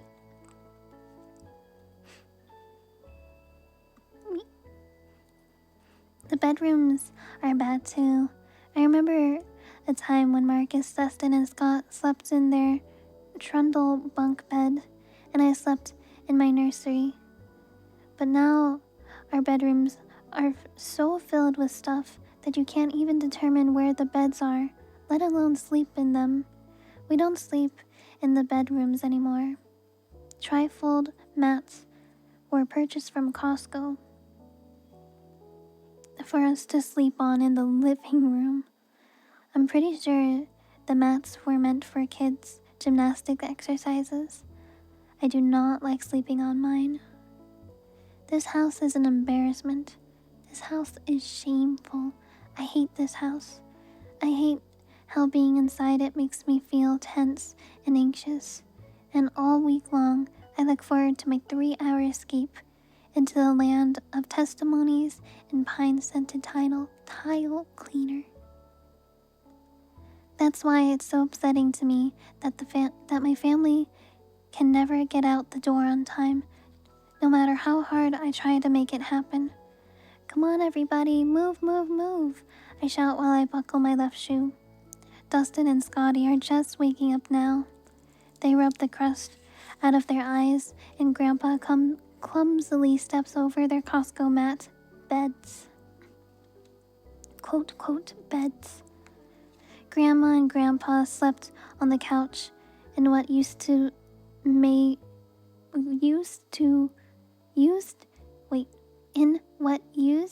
be my nursery, but has since transformed into their bedroom/storage room for more stuff. You each have 10 minutes to eat breakfast and change and brush your teeth, I say to Dustin and Scott as they head to the kitchen to haphazardly pour themselves cereal. Lucky Charms for Dustin and Count Chocula for Scott. I can tell by their eye rolls that they think I'm bossing them around, but it doesn't feel like bossiness to me. It feels like desperation. I want order. I want peace. I want my 3-hour reprieve from this place. Did you guys hear me? I asked. No response. Grandpa stands in the corner of the kitchen buttering his toast, and the amount of butter he uses stresses me out. A pat that size is costly. Mom always tells me he uses half a stick of butter every day, and we can't afford it. And his diabetes can't afford it either. Grandpa, can you use a little less butter? You're gonna upset Mom. Huh? Grandpa calls out. I swear to God, he haws me whenever I ask him something he doesn't want to respond to. Butter dog. Exasperated, I head out and spread open the white thing on the gray carpet in the living room. The white thing is a poorly named, thin, white, floral patterned square that folds out into 3 10-inch by 10-inch segments. This trifold square serves as our table. Apparently, we have a thing for trifolds in our household. So I splay out the white thing as Dustin and Scotty walk single-filed into the living room. They're walking like they're on a tightrope, with just as much focus as tightrope walkers, because they've both overfilled their bowls with milk and cereal to a point that the milk sloshes over the sides of the bowls and lands on the gray carpet. Mom tells them every single day how much she hates when their milk spills on the carpet and how it gives off a sour smell. But no matter how many times she tells them, they just keep overpouring their milks and cereal. Nobody listens around here. I can feel the chaos from here. Good night, Ultra. Sleep well, sleep well. Good night. Mom hasn't yet put on her church shoes because she saves putting them on for the last minute since they make her bunions throb. So I know that the second she steps onto the milk-sopped carpet, she'll rip off her tights, fly into hysterics, and demand we stop at Rite Aid on the way so she can get a new pair of tights. If we stop at Rite Aid, that will cut into my 3-hour escape. We cannot stop at Rite Aid. I rush to the towel closet. On my way, I pass the bathroom. I press my ear against the closed door and hear Grandma complaining on the phone with a friend of hers. Jean left the price tag on the sweater she got me. She does that whenever she gets something on sale, but wants to pretend like she paid full price. It's pretty sneaky of her. Anyways, I went to Mervin's. And saw the sweater there. 70% off. She didn't even spend $15 on me. Grandma, get out. The boys need to get in, I shout as I bang on the bathroom door. Why do you hate me? Grandma yells. She always does that when she's on the phone with someone. Tries to make herself look like the victim. Now I kind of understand why her mom is a narcissist. Grandma isn't any better.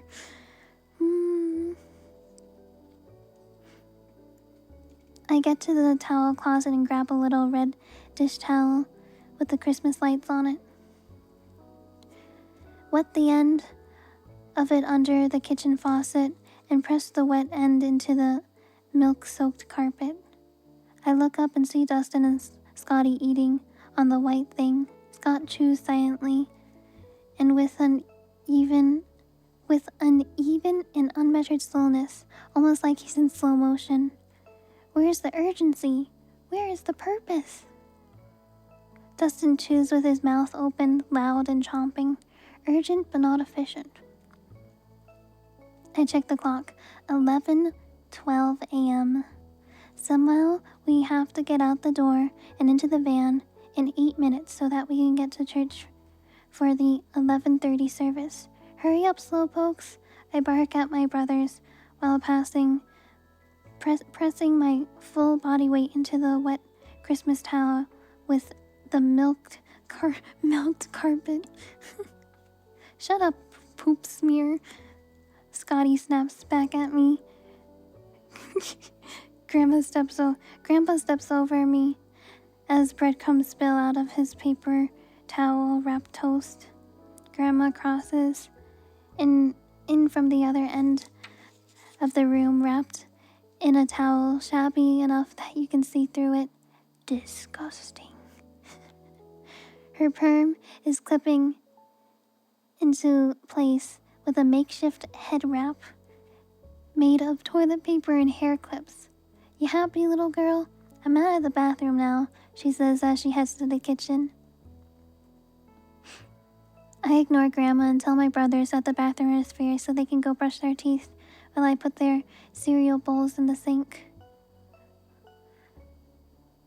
It's crazy that a 6-year-old is mothering the whole house while her mom is literally doing nothing. That's crazy. That's my first thought here. I'll be completely honest.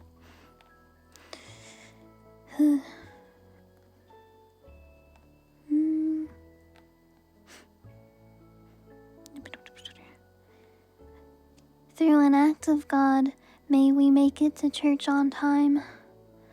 I'm elated. I lift the wet Christmas towel from the milk spot. I head to the kitchen to re-wet it for round 2 when Mom crosses through and heads for the living room. Anxiety fills my body. I'm just about to warn Mom, but by the time she's out of the kitchen, I know it's too late. What is this? Mom asks in a tone that makes me know she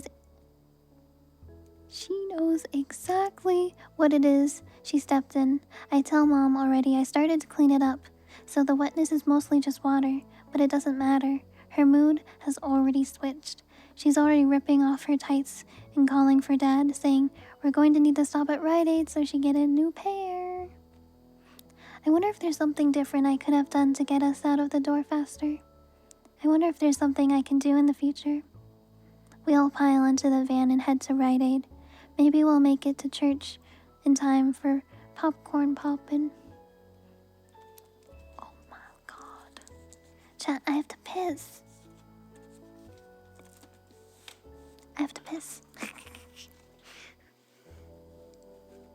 And then I'll read the next chapter. I'm going to piss. Yeah.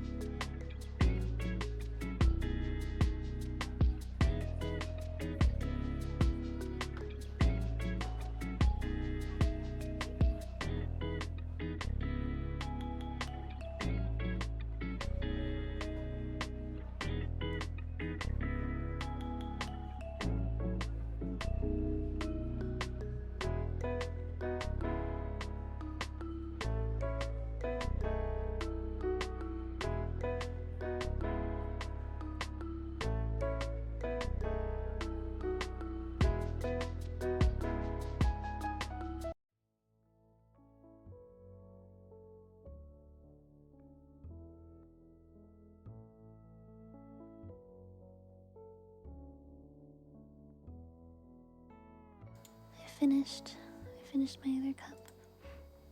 I made more tea for myself too. It's time to fucking piss like crazy. Piss like crazy. Piss like crazy.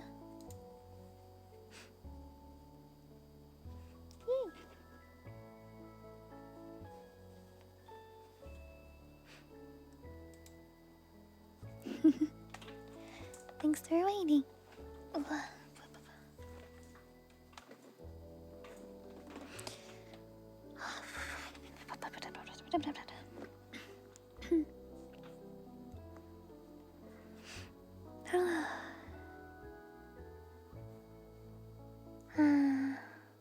My tummy is so full of piss. I mean tea. Shit. Fuck. Bitch. You know, I'm gonna stop talking. I'm gonna keep reading. I'm gonna stop talking.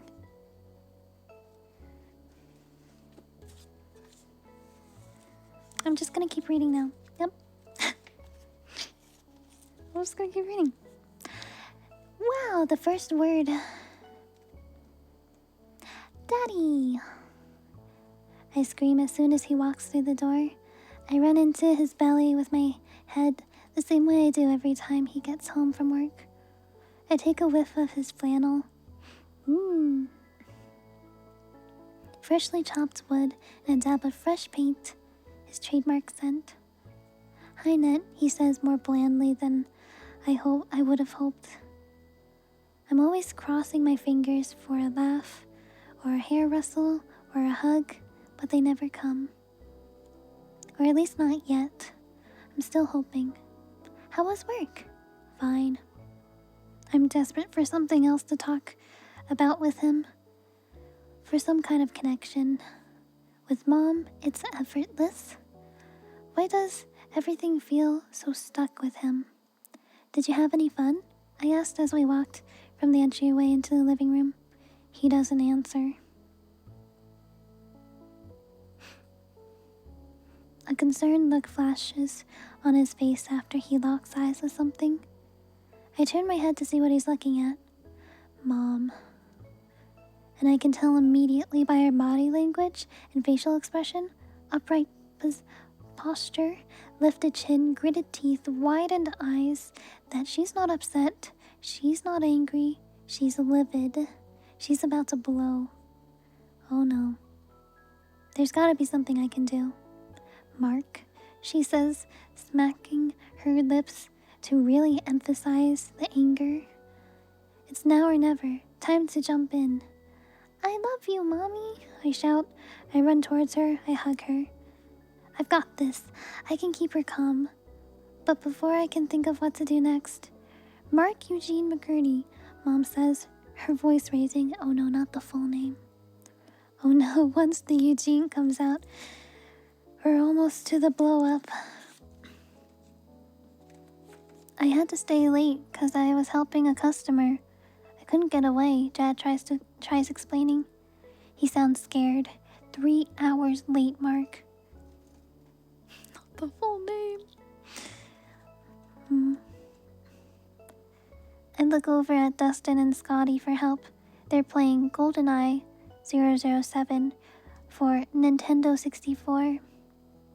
If there is ever a time when they're unreachable, it's when they're playing GoldenEye 007.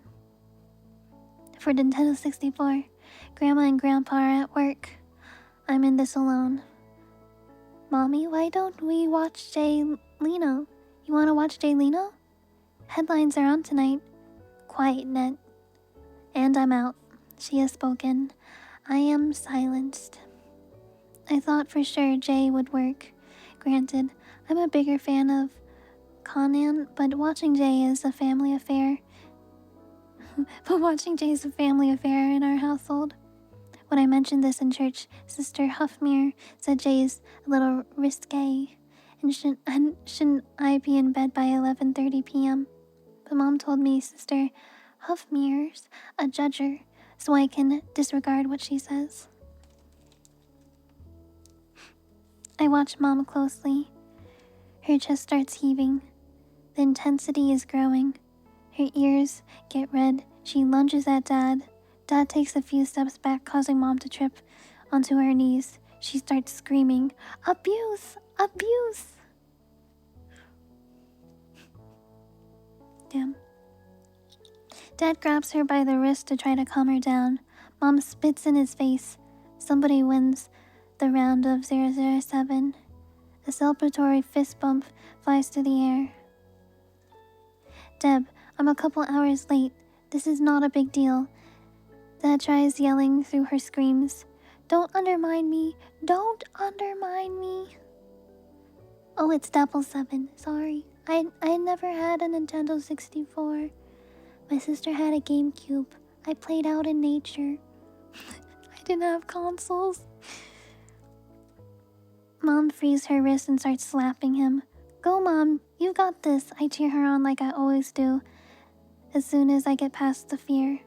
Deb, this is unreasonable. You need help. Dad pleads. Oh no. Doesn't he know the phrase? That phrase is a big trigger for her. Anytime he or Grandpa has had an argument with Mom and said, you need help, it only sets her off worse. I don't need help. You need help, Mom screams. She runs into the kitchen. Dad starts taking off his shoes, thinking dumbly that maybe it's over. Maybe Mom's mood has shifted, and she's back to normal. How can he not know? How can he never know? 1, 2, 3. I count out in my mind less than 10 seconds before she comes back. 4, 5, 6, 7. She's back and carrying a kitchen knife. The big one that Grandpa uses to chop her vegetables every night. Get out of my house, she yells. Get out. Oh my God. Oh, good night, Frozen. Sleep well. Leon, what is this clip? What is this? What is this? What the fuck is this? Probably something out of context. Dad, please, you can't keep doing this.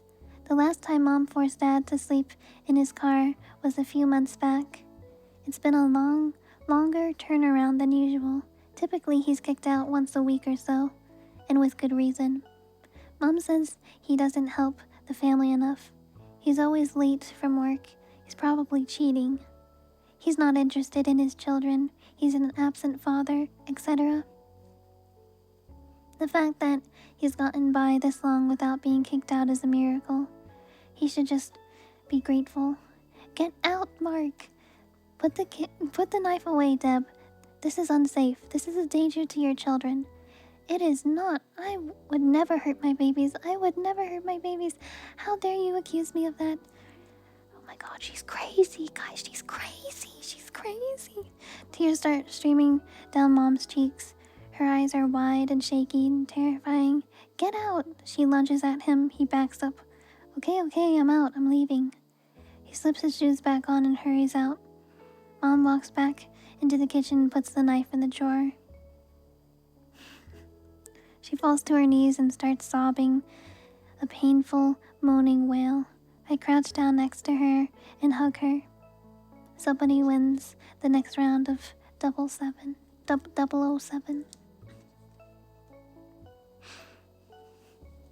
She's crazy. She's long gone, yeah. She needs help. She needs help. Chapter 7.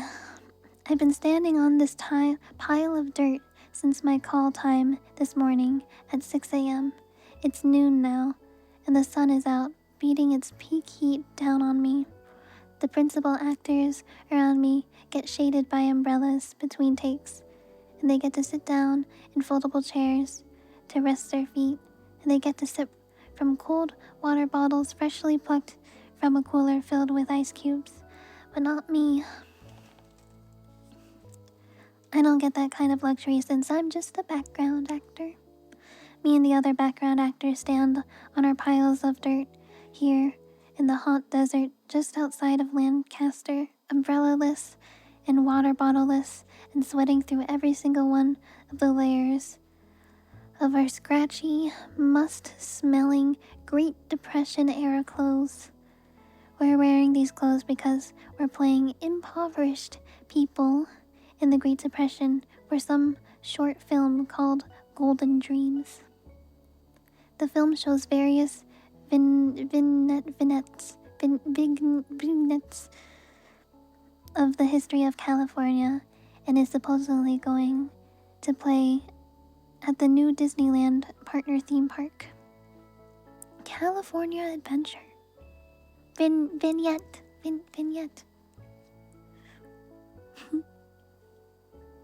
Mom giddily relayed this information to me on our 4:30 a.m. drive here, but the only part that sounded exciting to me was that there's a new Disneyland theme park in store. The worst part of all of this is the stuff on my teeth. This morning we went through hair and makeup. They did my hair into 2 braids and then told me to open my mouth wide. I did as I was told, and the makeup person dripped brown juice like gunk into my mouth, explaining that she was doing it to make my teeth look rotten. Ew.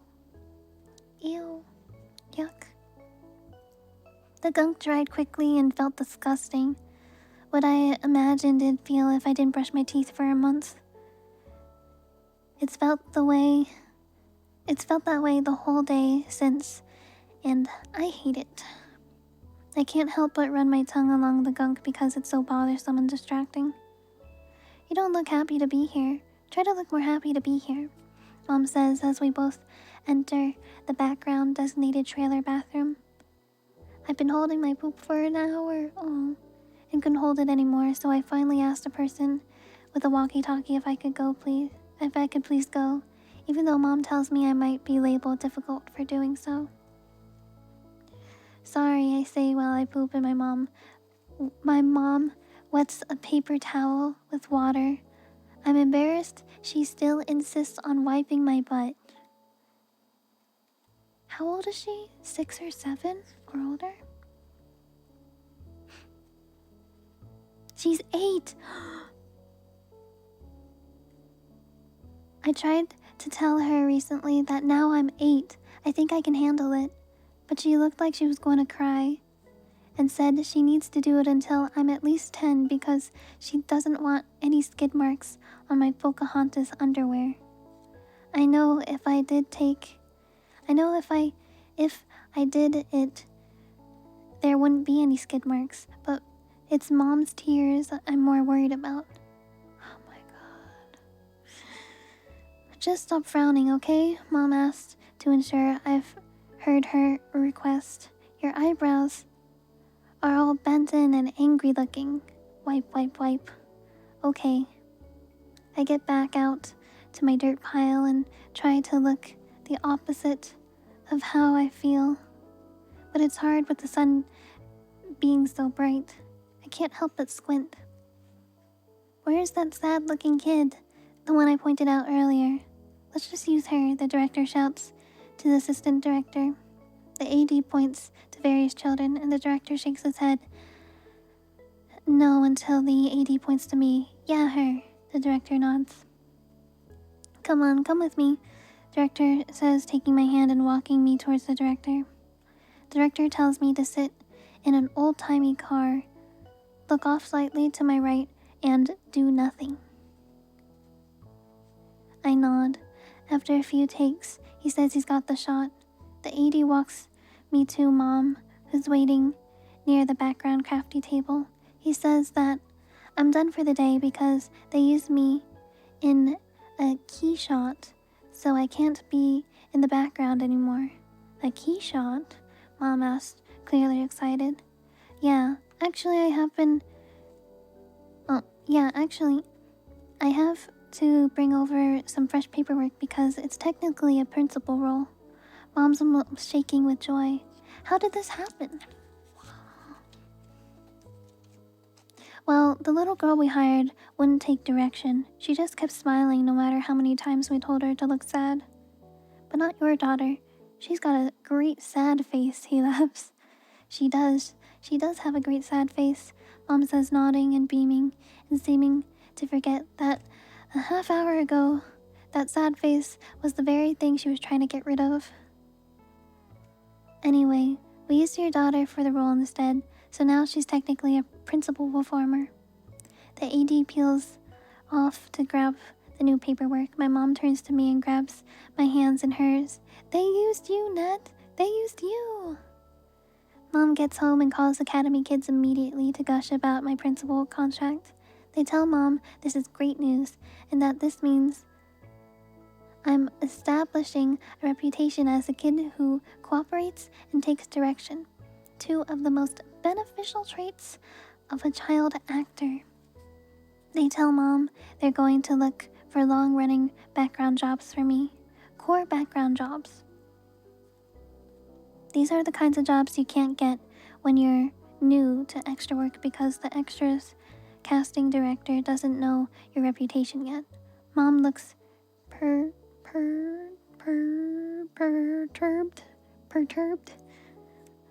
at the news. Core background? That just sounds like glorified extra. What about principal roles? They just hired her as a principal for Golden Dreams. So can't she start auditioning for principal roles? Well, not quite yet. We want to get a bit more experience under her belt, and then she can reassess. Mom says all right, but I can tell that she doesn't like the answer. Reassess my ass, Mom says while she's hanging up the phone. I always worry the person on the other end of the line hasn't hung up yet when Mom's complaining about them. But so far, it's luckily never seemed to be an issue.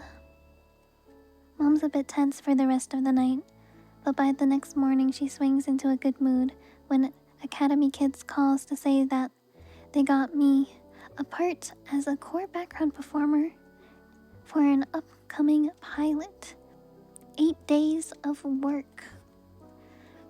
You might be a glorified extra for now, baby, Mom says to me as she brushes her teeth.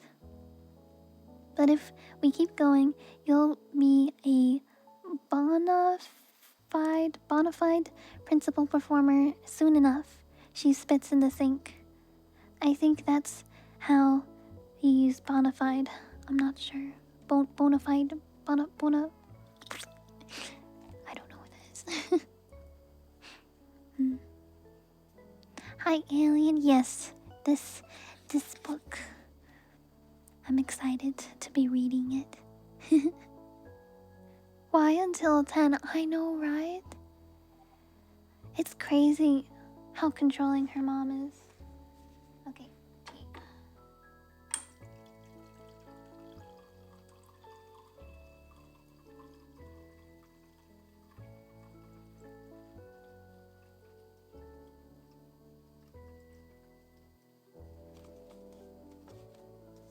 We made it to chapter 8. I'm doing so good. Your daughter ain't a video game. Your daughter is not a clone that you can just control. She's her own person. Poor kid.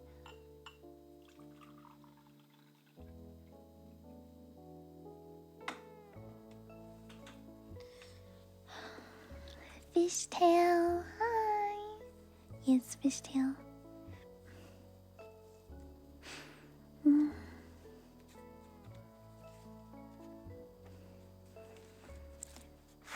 Chapter 8. The pilot shoot goes well, and while I never get upgraded from glorified extra, there is one event on the shoot that gets me closer to Mom's goal of me becoming a principal performer. There's a principal actress my age with a mother who takes a liking to Mom. That mother gives Mom the number of her daughter's agent, Barbara Cameron. Barbara Cameron, Net? Barbara frickin' Cameron. Yay! Do you know who that is? No. She's the mother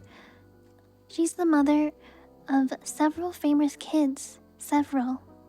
Kirk Cameron from Growing Pains, Candace Cameron from Full House. She's their mom, and she managed them. So then she started managing kids who weren't her own.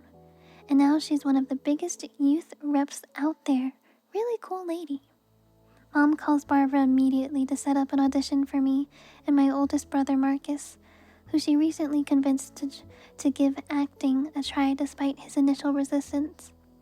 Come on, you've got a great smile, such big teeth, she says, and lots of moles. Young Matt Damon. I secretly envy Dustin and Scotty. I don't understand why Mom has different expectations of them than she does of Marcus and me. I wish I knew the answer to this, but it feels like one of those things that you just don't talk about as a family. It feels like one of those things that is just silently agreed upon. Barbara works from home. The audition takes place at her house. When we arrive, Marcus and I are each given monologues that we have a half hour to work on before coming back and performing them. I don't know what movies the monologues are from, but Marcus is playing a high school sophomore whose girlfriend committed suicide, and I'm playing a little girl who's trying to convince her parents not to get a divorce.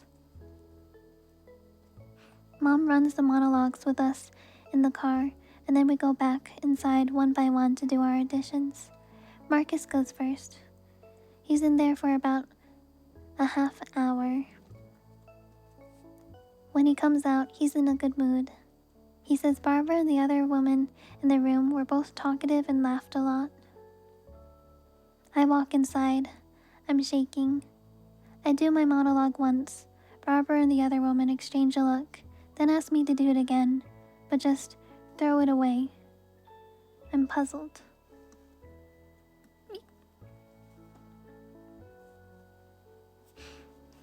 Be more casual, Barbara clarifies. I try it again. The other woman shrugs at Barbara. Barbara makes a face. Thank you, they say simultaneously. I walk out as slowly as I can, hoping I can add an extra few minutes to my exit, since I know Mom will be disappointed if I was only there for as short as I was. Even with my best slow walk, I only add on a minute. I get to the car and Mom looks concerned. Well, it went okay. Were they talkative? Not really. Did they laugh at things you said? Not really. Huh. On the drive home, I can tell Mom's disappointed. She seems proud and excited about Marcus, but I know how to read her, and I can tell she's forcing it. That pride and excitement in Marcus is overshadowed by her disappointment in me. We like Marcus a lot. We want to take him on as a client. But Jeanette, she's just lacks charisma. The person delivering the news is Laura, the woman who was in the room with Barbara. Laura is Barbara's second in command and the only other agent working for the company. She's sharp and quick, a no-nonsense type, with a voice loud enough that I can hear it through the phone as Mom talks to her while stirring our ramen dinner. That's great about Marcus, but what if you just sign Jeanette, and if she hasn't booked anything in 6 months, you can drop her? Mom pleads, then gives me a thumbs up like she's pumped about her own idea. We already have a lot of female talent, Laura trails off. She's a quick learner and takes direction very well. Mom says in a sing-songy way, like she's trying to tempt Laura. It's such a mismatched tone for a beggar. Laura says she's going to check with Barbara and call her right back with an answer. Mom turns to me. Net, say a quick prayer for Barbara to accept you, and fold your arms for the both of us since I need mine to stir. She says, I take on proper Mormon prayer form. We both shut our eyes. Dear Heavenly Father, I start.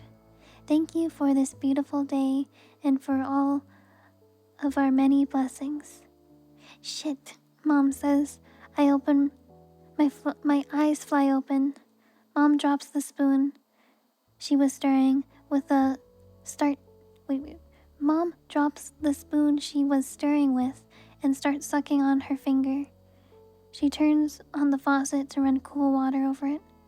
I burnt my finger, she says to me, explaining. Go on, sweetie, keep going. I nod and return to my prayer. Please bless that Barbara Cameron accepts me. Please bless that we have a good rest of the night. Please bless that Mommy sleeps well since she struggles with that sometimes. Thank you, Heavenly Father. In the name of Jesus Christ, amen. Amen, sweetheart. Good job. Mom starts pouring the ramen into bowls. When the phone rings again, she drops the pot into the sink and makes a loud thud, and some ramen broth splatters onto the counter, but Mom doesn't notice. Amen. She's too focused. She says, sounding upbeat. I can't hear Laura on the other end of the phone this time because Mom is pacing back and forth to cope with how antsy she is. She says again, eyeing me. This whole thing is making me uncomfortable. Great, you won't regret this, Mom says as she hangs up the phone. She looks at me for a long time as pure joy fills her eyes. What? I asked. Barbara Cameron accepted you. She wants you to take a weekly acting class to get more comfortable with yourself. Something like that. But she accepted you. Mom shakes her head in awe and pride. She breathes a sigh of relief and then pulls me into a hug. You're a principal actor now, sweetheart. No more background for you, for my baby. Yippee! No more principal acting. No more background.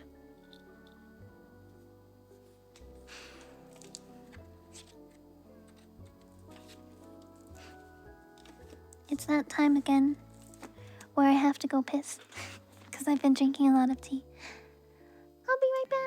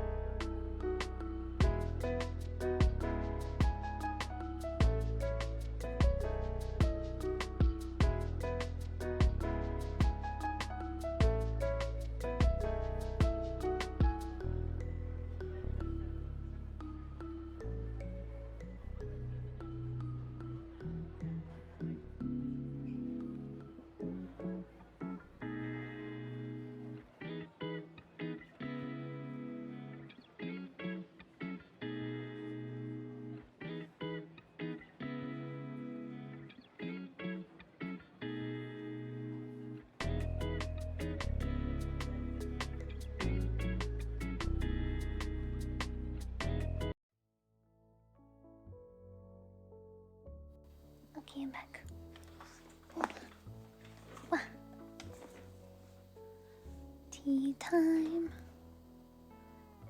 I have 2 more cups of tea left.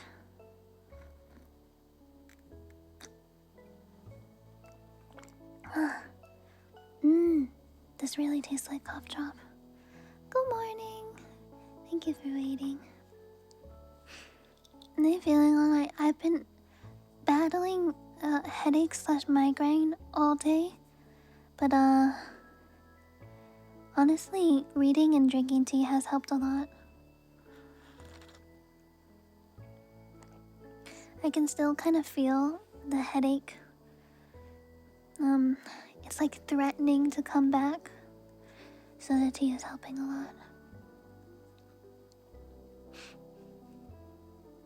The weight of fixations, yeah, me too. I know it sounds bad, but it's also like... It's also good to get an insight, like a personal insight, on how these disorders develop and start, so that like professionals and doctors who diagnose can catch them earlier. You know what I mean? And then they can get help to like these kids faster, instead of letting them endure it for longer periods of time in their life. So it's bad that it happened to Jeanette, but it's also good that she is sharing her experience so others can learn from it. And in a way, she's helping other people.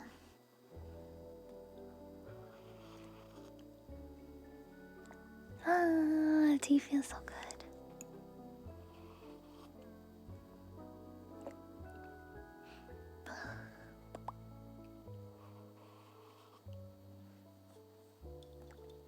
Also, thank you guys for the follows. I'm sorry I haven't been able to personally thank you, but because I've been reading. I hope you're enjoying the stream though.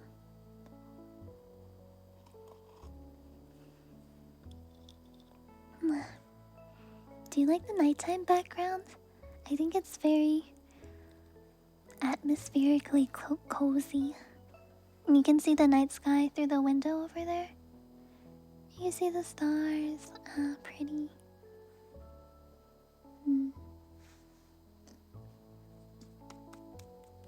Eep, eep.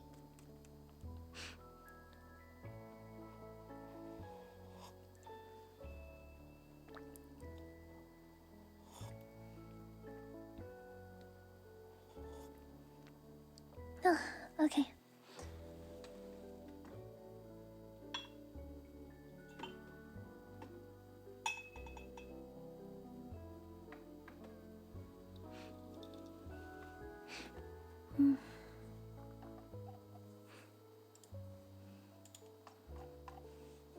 This song has been stuck in my head because the other night Leon said that Waifu was streaming and she was listening to Aristocat songs, and then Waifu played this song and I'm like, oh my gosh, that is such a bop. What the heck? It's such a bop. It gives me a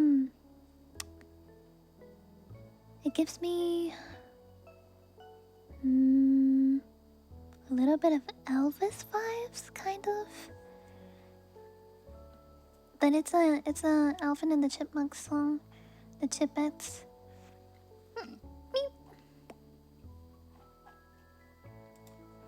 Anyways,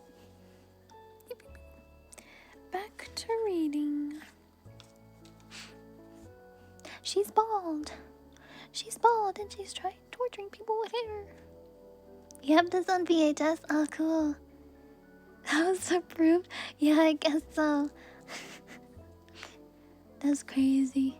It is a song that is maybe not super appropriate for kids, but also, this was like, what, 1980s, 1990s era, so...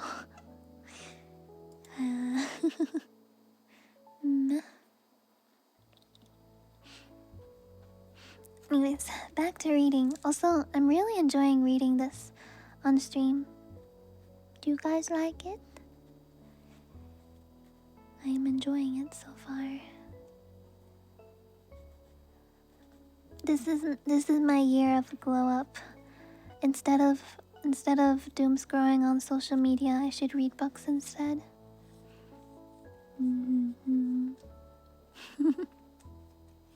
Alright. You're on to chapter 9 now. Yippee! Chapter 9. I hate acting class. I'm 2 months into the one Barbara Cameron insisted I sign up for. If I were to be represented by her, I go every Saturday from 11 a.m. to 2:30 p.m. Even though it's a chunk of time away from home, I don't look forward to this class the same way I look forward to church, because I find acting even more uncomfortable than being stuck at home.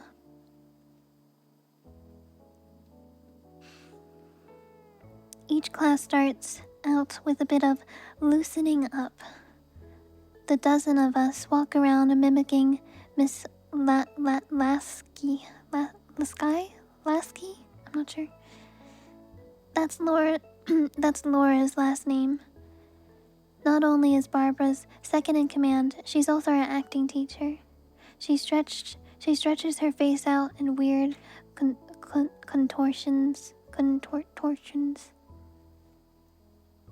opening her mouth freakishly wide or bulging her eyes out. I have no idea how this helps us act better, but I know better than to be an annoying kid who asks questions. You have to always be on in class, Mom reminds me on every one of our drive homes. Miss Lasky's watching, and the kids who are annoying don't take direction. Ask questions. Those are the kids who won't get sent out on auditions. The kids who will get auditions are the ones who shut up and do as they're told.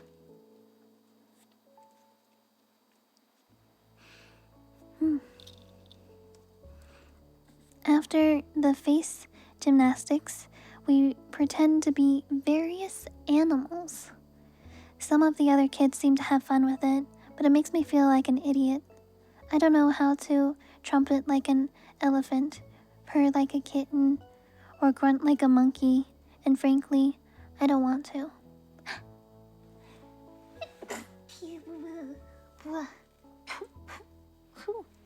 Ow, excuse me. I tried not to sneeze loud. Wow. Thank you. Thank you.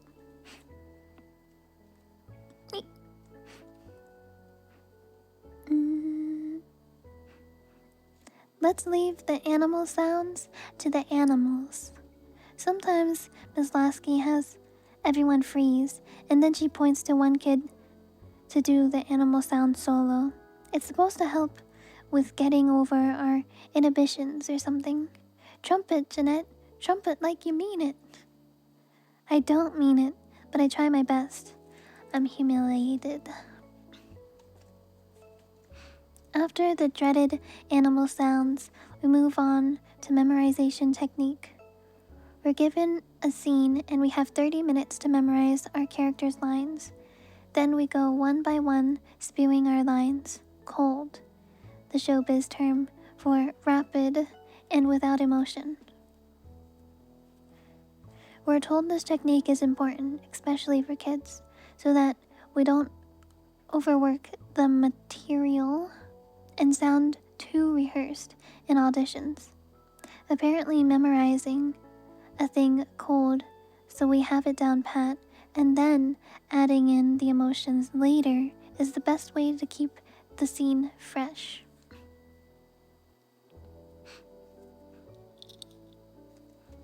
Memorizing is the part of class that I dislike the least, maybe because I'm best at it.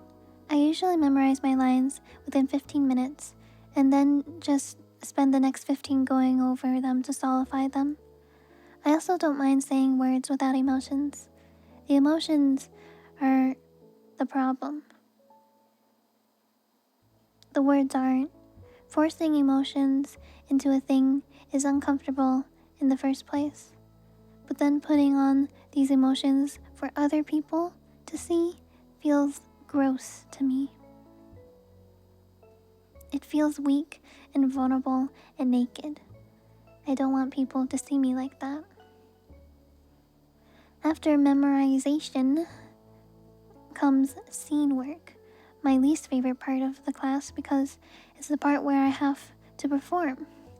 Each week in preparation for scene work, we're assigned a scene that we have to memorize and break down. Breaking a scene down is a process where we ask questions about our character and the scene and what's really being said underneath the words on the page. What does my character actually want?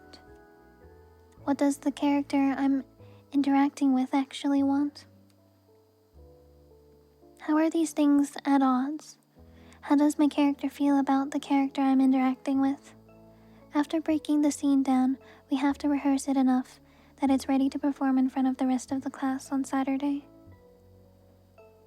Each of us gets up one at a time before our scenes, then goes through our breakdown with Miss Lasky. I wish so much that I didn't have to do this part.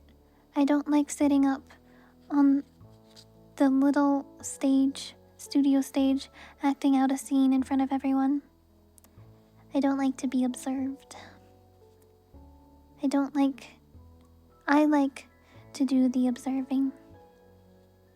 Miss Lasky said in our first class that no parents were allowed for the scene work portion, but Mom insisted. I had stage 4 metastatic dual breast cancer, and my bones are weak from the chemo. Sitting in the car for too long pains me, and I'm not supposed to walk around in the hot sun. Well, there's a coffee shop right up the street, Miss Lasky said with a tense smile. I don't believe in spending $2.50 on a cup of joe, Mom said with a tenser tone. Oh my god, back in the day coffee was $2.50 and now it's like, I don't know, $6 to $8 a cup normally, right? That's crazy. Inflation. And that was that. Mom's been the only parent sitting in on the scene breakdown portion since the beginning of class. I'm glad Mom gets what she wants, to watch me act. But it does add stress to me. I can feel her judgments and see her reactions out of the side of my eye. She mouths my lines as I say them and over-animates her facial expression when she wants me to mimic it. It's difficult to perform while navigating Mom's sideline coaching at the same time. When class is over, I feel a huge wave of relief wash over me because Mom gives me the rest of the day off. I don't have to look at my scene work for next week until tomorrow. For tonight, I'm free. Chapter 10.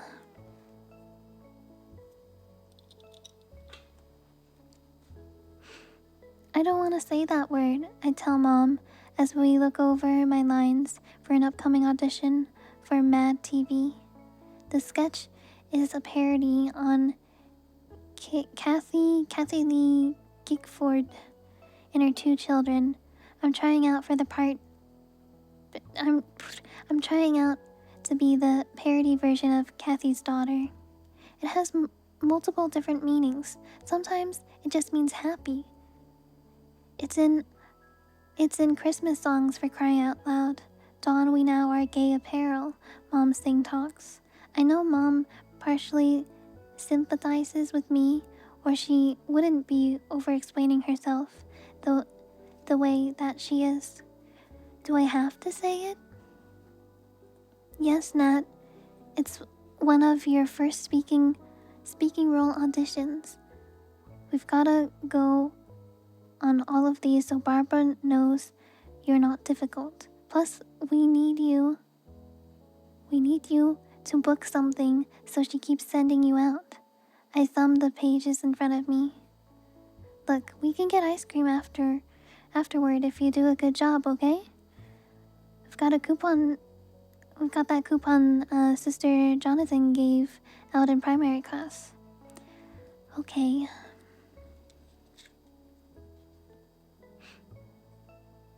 Have we made it to where we were before? We're close. We're about 20 pages off. It's the next day and I'm waiting to go in for my audition. The room is small. The walls are white and there's nothing on them. Fellow auditioners and their mothers sit in fold-out chairs or stand with their backs against the wall. All the girls are blonde. All the moms are anxious. The casting person comes out to get me. My mouth is dry, the way it always is before auditions. And I have to pee even though I already peed 4 times. I think it's the sugar-free Red Bulls Mom has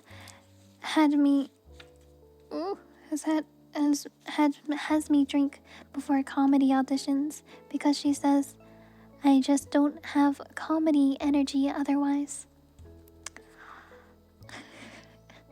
Caffeinating your child. That's a good idea. Jeanette McCurdy, the casting person, calls out. I swallow. Here, I say excitedly the way Mom instructed me to. Come on back, the casting person says with a gesture. Mom swats my butt supportively. You got this, Net. You're better than all these other girls. I see one of my competitors look down, sad. Her mother comforts her. I follow the caster director into the casting room, where 2 men are sitting. Whenever you're ready, one of them says. The casting director says her line. Then I say my first 2. You're old. The old men burst into laughter. I must have done well. My mouth's still dry. I'm nervous about saying the word. Here comes the next line. The line that the word is in. Gelman, you're so gay. More laughter. I'm done. I go out to meet Mom in the waiting room. So what they say? Mom asks while we stand in line at Baskin-Robbins. They say I was funny. That's right, my baby's funny. And serious. And serious too when she needs to be. She's got it all. You want nutty coconut? No. I think I'll do cookies and cream. Mom turns around, alarmed. You don't want nutty coconut? I'm frozen. I don't know what to say. Mom seems upset that I haven't chosen nutty coconut. I pause, waiting to see how she reacts before making my next move. There's a beat where we're both just standing at the ice cream counter looking at each other instead of the ice cream. Then Mom's posture softens and her eyes well with tears. Oh my god. Nutty coconut's been your favorite for 8 months. You're changing, growing up. I take her hand in mine. Never mind, I want nutty coconut. You sure? Positive, I nod. Mom orders the kid scoop for us to share and hands the coupon to the teenage employee with so much black makeup around her eyes that she looks like a raccoon. We sit at one of the little booths and enjoy the ice cream together. I'm secretly sick of coconut flavor, but I'm sure to make lots of mms. Like, So Mom thinks I love it. A few bites in, Mom's little gray pager starts buzzing. She got this pager for herself as a Christmas gift so she could know the second Barbara needed to get a hold of her, like right now. It's Barbara. I have a page from Barbara. Mom hops up and bounds over to the ice cream counter. I stop eating the ice cream since Mom's not watching me. Do you have a phone back there? Mom asked the employee. Yes, but it's for employee use only, Raccoon Eyes says in a monotone. My daughter's an actress and she might have just booked her first speaking role on a show called Mad TV. Have you heard of Mad TV? It's supposedly very funny. The more underground SNL. Is there a way I can use your... Sure, go ahead and use it, the employee says, bored. Mom reaches across the counter and starts dialing Barbara's number, which she knows by heart. Mom glances over to me with her fingers crossed. I take a bite of the ice cream. Ah! Mom screams. The employee plugs her ears. Net, you booked it. You booked Mad TV. Mom hangs up with Barbara and rushes over to me. She pulls me into a tight squeeze. I love the smell of her warm skin mixed with her wings perfume. I'm so happy she's happy. Hi, Snapple. Hello. Employee doesn't get paid enough to care exactly. This is fantastic, Net. Your first speaking role. This is big stuff. Big stuff. Mom kisses me on the forehead excitedly, then digs her spoon into the ice cream, finishing off the last of the nutty coconut. I'm glad I don't have to. Oh, wow. This mom's crazy. Alright, chapter 11.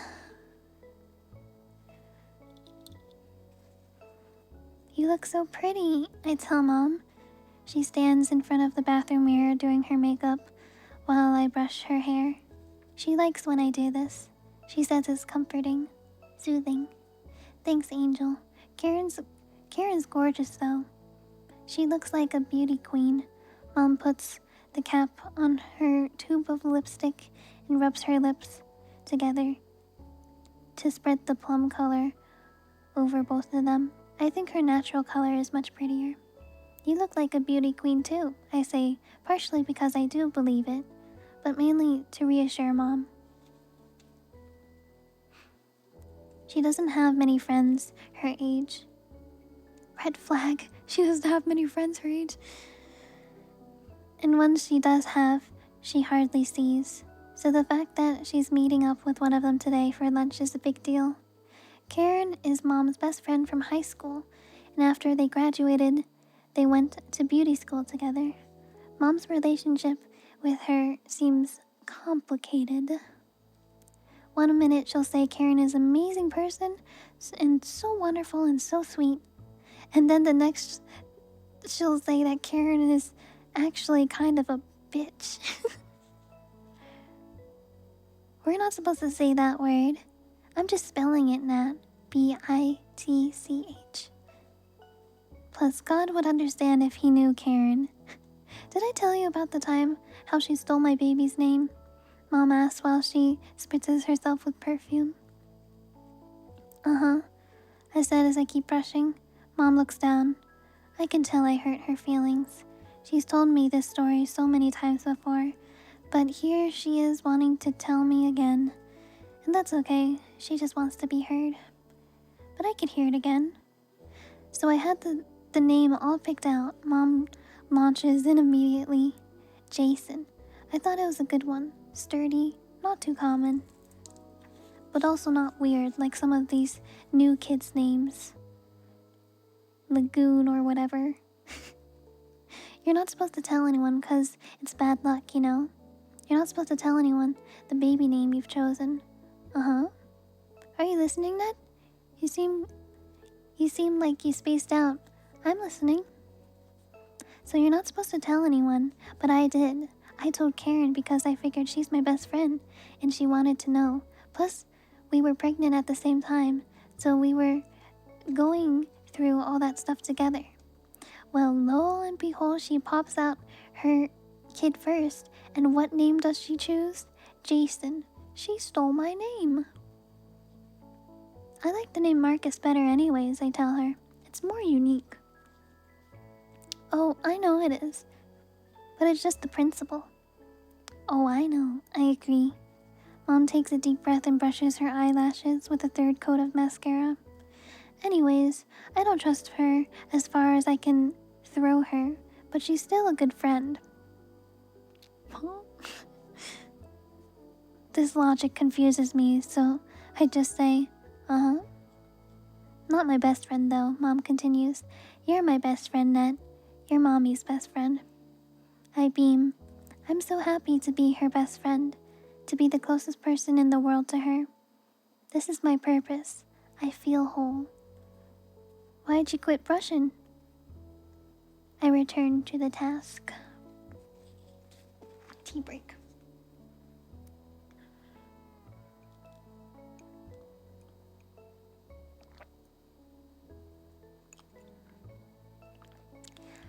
Aw, man. The cough drop in the tea was a brilliant idea. This is amazing.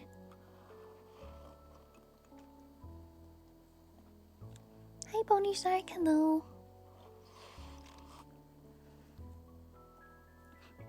Yeah, Twitch ads will play in about 50 seconds.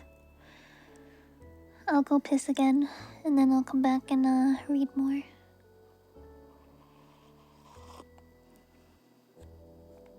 Man, I really wish Twitch ads weren't mandatory. They kind of suck.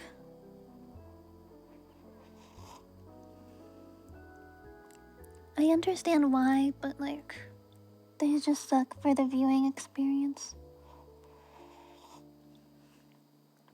Good night.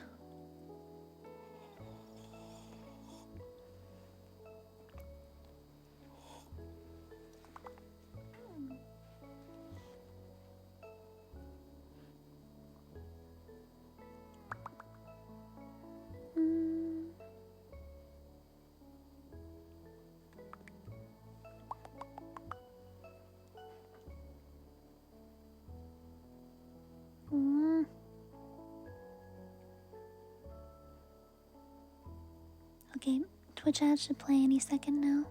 I'll go piss. Go piss, girl.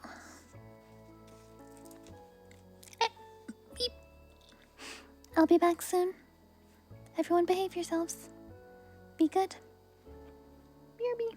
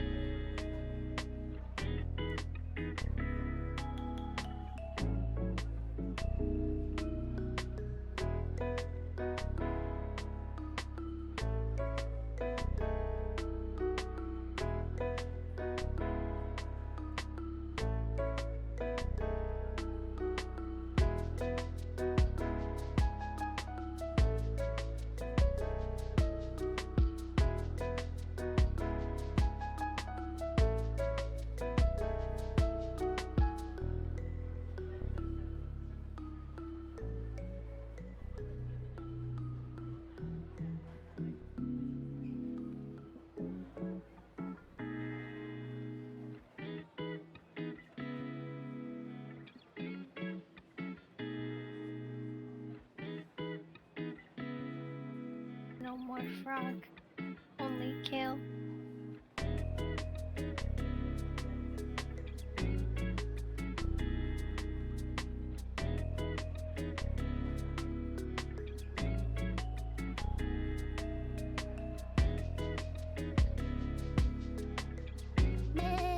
Celia Devra subbed for 41 months. Welcome back, pretty model.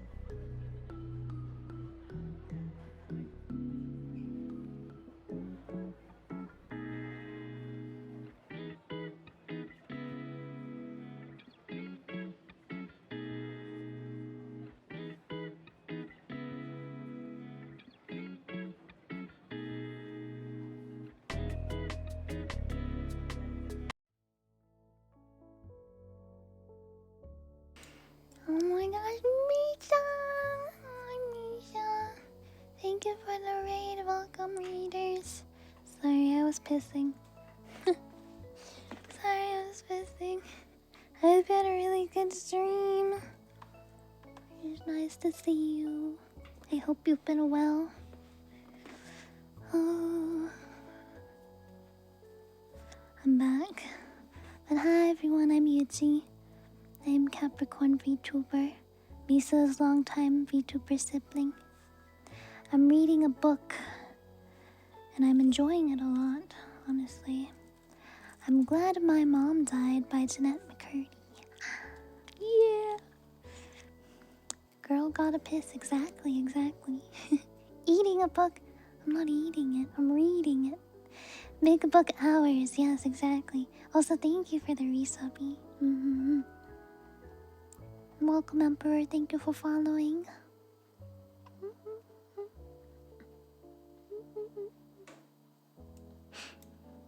But yeah, we're on the chapter 12 right now. Basically, the book so far has been explaining how much of a narcissistic parent her mom was. And some of the things are just like crazy. Absolutely crazy. Do you read each page individually or make I don't know which one would taste better. I don't know. Not that I do though. Not that I do though.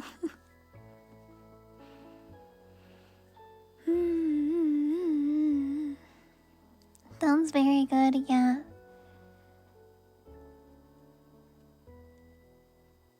This feels like a book that a lot of books wouldn't be written about, which I like. They're not like other books. In the book, Laura's her mom is crazy wacko, projecting her dreams onto her child, pretty much. I'm glad you got my reference. Misha always gets my reference. Anyways, yes, on to chapter 12. Here we go. Well, this morning is going to hell in a hand basket, Mom shouts as she chucks the dish into the sink. I flinch at the sound, but head to the kitchen regardless. Someone's gotta help Mom. And most everyone is still asleep. Maybe if someone else did the damn dishes for once, she shouts again, slamming down a mug. The handle breaks off. She throws the mug pieces into a Ziploc bag to preserve the memory. Rip. I'll do them, Mommy, I say carefully, not wanting to aggravate her any further. Oh no, not you, sweetie, Mom says, reaching out to stroke my hair with her dish soapy hands. I don't want you to get pruned fingers. That wouldn't do you any good. Who's gonna want to cast a little girl with pruned fingers? Okay. Mark, can you take Jeanette to dance? I need to finish the dishes so I can take her to acting class. Dad heads towards us from the living room. He steps over as sleeping Dustin and Scotty on their Costco mats. Huh? He asks once he fully gets into the kitchen. Jeanette's dance class. Can you take her? Sure, he says plainly. Try not to be too enthusiastic, Mom says. Sorry. Well, don't apologize for everything. Just hurry. You have to leave in 20 to get her there on time. Mom signed me up for a rigorous schedule of dance classes after I had an audition for a Paula Abdul dance special and did terribly. All the other girls at the audition were doing splits and twirling 3 or 4 times in a row, but I didn't know how to do any of that. We were taught a minute of choreography, and even though I'm good at memorizing lines, the 2 types of memorizing are clearly unrelated because I couldn't remember one move. Mom told me she never wanted to be humiliated like that again, so she signed me up for 14 dance classes a week. 2 each of jazz, ballet, lyrical, musical theater, and hip hop, plus 1 of stretching and 3 of tap. Oh my god, this poor kid. And told me 2 background jobs a month will cover the cost. Jesus. I actually like dance a lot. I like moving my body. It gets me out of my head. And I like most of the girls I dance with. They've been nice and welcoming to me. I secretly like being away from Mom, too. She doesn't watch me dance the way she watches me act. Maybe it's because she didn't want to be a dancer growing up. She wanted to be an actress. And maybe Mom only sits in when I'm being the thing she wanted to be. I don't know. Regardless, even though I would never mention it to her, it feels good that she's not around. It's a relief. I don't have to worry about consistently being monitored. Dad has taken me to dance class a few times before. I'm excited because when Mom takes me, I never know if she's gonna yell at someone or complain to the dance studio owner that my part in the ballet isn't big enough or whatever. Dad doesn't do that stuff. He doesn't even seem aware of that stuff. Like that. He just kinda exists. Do you want a bike to dance class? Dad asked me. Yes, I say, honestly thrilled. I think about asking Mom, but then I don't because I don't want to give her a chance to say no. Dad and I don't get much time together since he works 2 jobs at Home Depot and Hollywood Video. He usually gets home late and goes right into the back room to get some sleep. Even though the room is full of stuff, there's a sliver of bed stuffless enough for 1 person to sleep on, so that's where Dad goes. He also goes back there because Mom says there's no way she's sleeping in the same bed. Or even the same room as someone who disgusts her so much. If he disgusts you so much, why did you have 4 children together?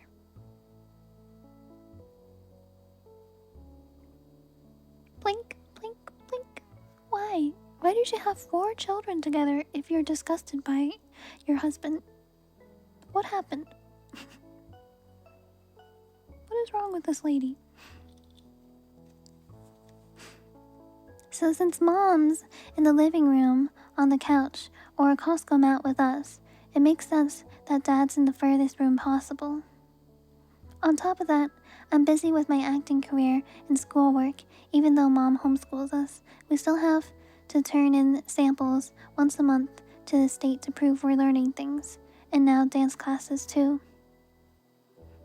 A few times we do spend together stick out since they don't happen that often.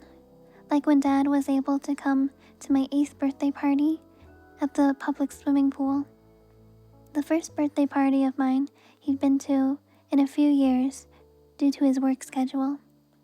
He gave me a birthday card, which he had never done before. He spelled my name wrong on the envelope.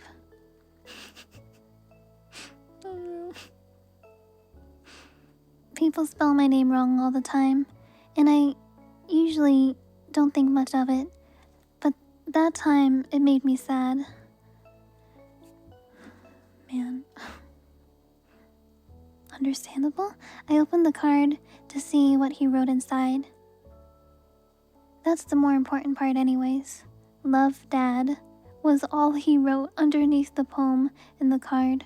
I was even more sad. But it's the thought that counts, and the fact that he had the thought meant something to me. Until on our way home, I heard Mom ask, "Did you get her a birthday card like I told you to? You should be nurturing in a relationship with her, like a father does." So it was really Mom's thought all along. Oof. Oh, that's tough. Hi, Neil. Hello. Other times we spend together are a bit more routine, like when Dad goes to work a little early and watches a rerun of MacGyver or Gillian's Island with us, or when he makes a stew on Sunday after church. Each time he makes one, it's apparently a different stew. Beef, corn chowder, chili, split pea, but I swear they all taste like lentil. Oh, lentil is good. These times with Dad are decent, but never anything special. I wish I felt connected to Dad the way I feel connected to Mom. Being around Mom can be tiring, sure, but at least I know what to do to make her happy. Around Dad, I never really know. It's less work, but it's also less rewarding. But today I'm excited that he's pitched the idea to go bike riding. I know he loves riding his bike, the one he inherited from his dad when he died. A bike is no home, Mom complained. Guess we'll have to wait till Grandma Faye passes too, though that doesn't seem to be anytime soon. 82 and her health is better than ever. Then she clicked her tongue the way she often does when she's annoyed. I like riding my bike too, the one that my Aunt Linda sent me for my 7th birthday, but that I can still fit on if I hunch over a bit. Maybe today Dad and I can make a good memory together. Maybe we can have fun. So we pile onto our bikes and ride to the dance factory in Los Alamitos, the next town over from us. We stop at the park in Orangewood and do a quick round of monkey bars. Dad's smiling like he's having a good time, and I know I'm having one. This is good. We get to the dance factory 10 minutes late for my class. They don't allow you to enter past 15 minutes. But I'm allowed in with nothing more than a stink eye from the teacher. I'll take it. Class goes by quickly, and we're released into the waiting room to greet our parents. I see Dad sitting on the bench with his legs crossed the way Mom doesn't like, eating a Cliff Bar. Where'd you get that? I ask, fearing I already know the answer. The snack table from the front of the studio. Mom says no snacks from the snack table because they're too expensive. It was $1. Exactly. Yesterday was payday, Dad says with a wave of his hand, and then leads me outside to our bikes. We hop on and ride home, past the empty Los Alamitos High School and Polly's Pies. Dad takes a right turn into our outdoor shopping center and pedals up to a smoothie shop. Where are we going? Let's get smoothies. Smoothies are expensive. Payday, Dad reminds me. Somehow in the middle of the smoothie maker blending the strawberry banana smoothie Dad and I are gonna split. My stomach drops with realization. And all the exciting and bonding with Dad, I forgot I had acting class. I forgot that we would never make it in time if we rode bikes. But now I remember. In the middle of a painfully loud blender, blending up various fruits, I remember. I look at Dad. A little extra lemon juice if you can, he says over the counter as he eyes the lemon in the smoothie maker's hand. I wonder if Dad knows. If he purposely had us take our bikes and stop for smoothies because he knows I hate acting class. Maybe he wants to help me. Maybe he wants to save me. Even more lemon, he reiterates. I decide that I'm crazy for thinking this way.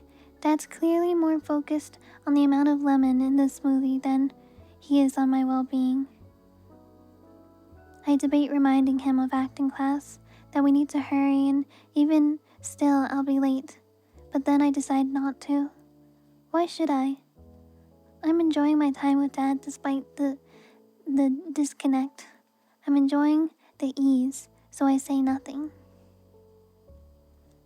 We finish up the smoothie and pedal back slowly. We stop at the park again and ride on the swings. By the time we get home, it's 11:05. Mom's pacing the front yard, jangling her keys like it's a threat. "Where have you been?" she screams.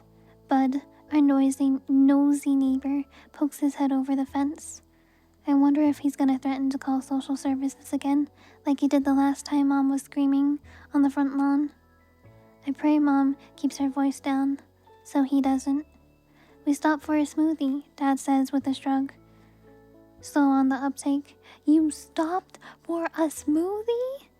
Mom's furious. I wave at Bud to let him know. At least someone can see him watching. He ducks down below the fence. "Yeah," Dad says, trying to figure out why Mom's upset. Mom storms into the house and slams the door shut behind her. Dad follows after her. I trail behind them. "Deb, come on." Mom's in the kitchen by now, opening and closing appliance doors.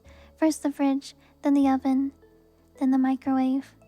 I don't know why she's doing this, what she's looking for, but there's a wildness to her gesture that scares me.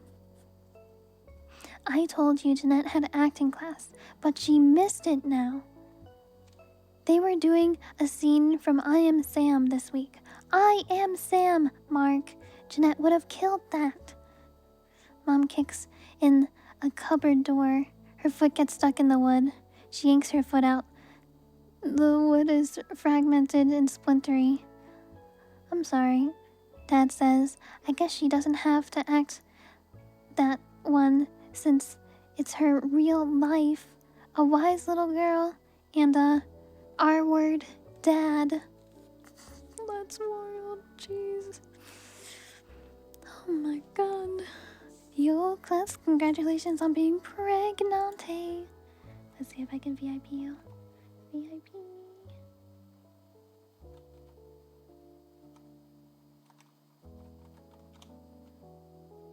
Did it work? Unable to VIP? But why? Okay, I'll do it manually.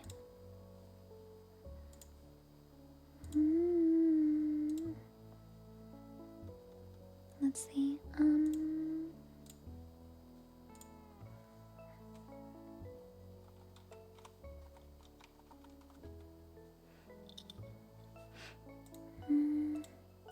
Congratulations on being pregnant. Oh no. We're almost out of VIP. We're basically out of VIP badges. So I'm gonna have to turn off VIP now. Plus, you're gonna be the last VIP for a little while. Until the pregnancies are finally over. 'Cause we are basically out. Sheesh. Damn. Congrats on getting pregnant though. You broke it.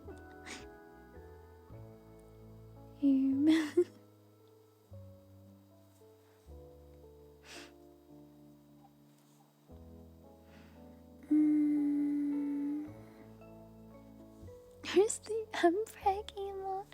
No mpreg emote, what the fuck? No.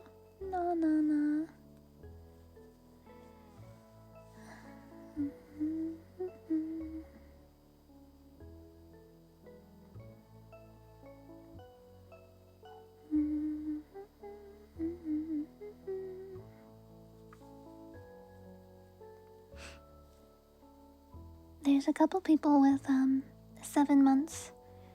Oh, they're so close to their pregnancy. Wow. They're so close to their pregnancy. Huge.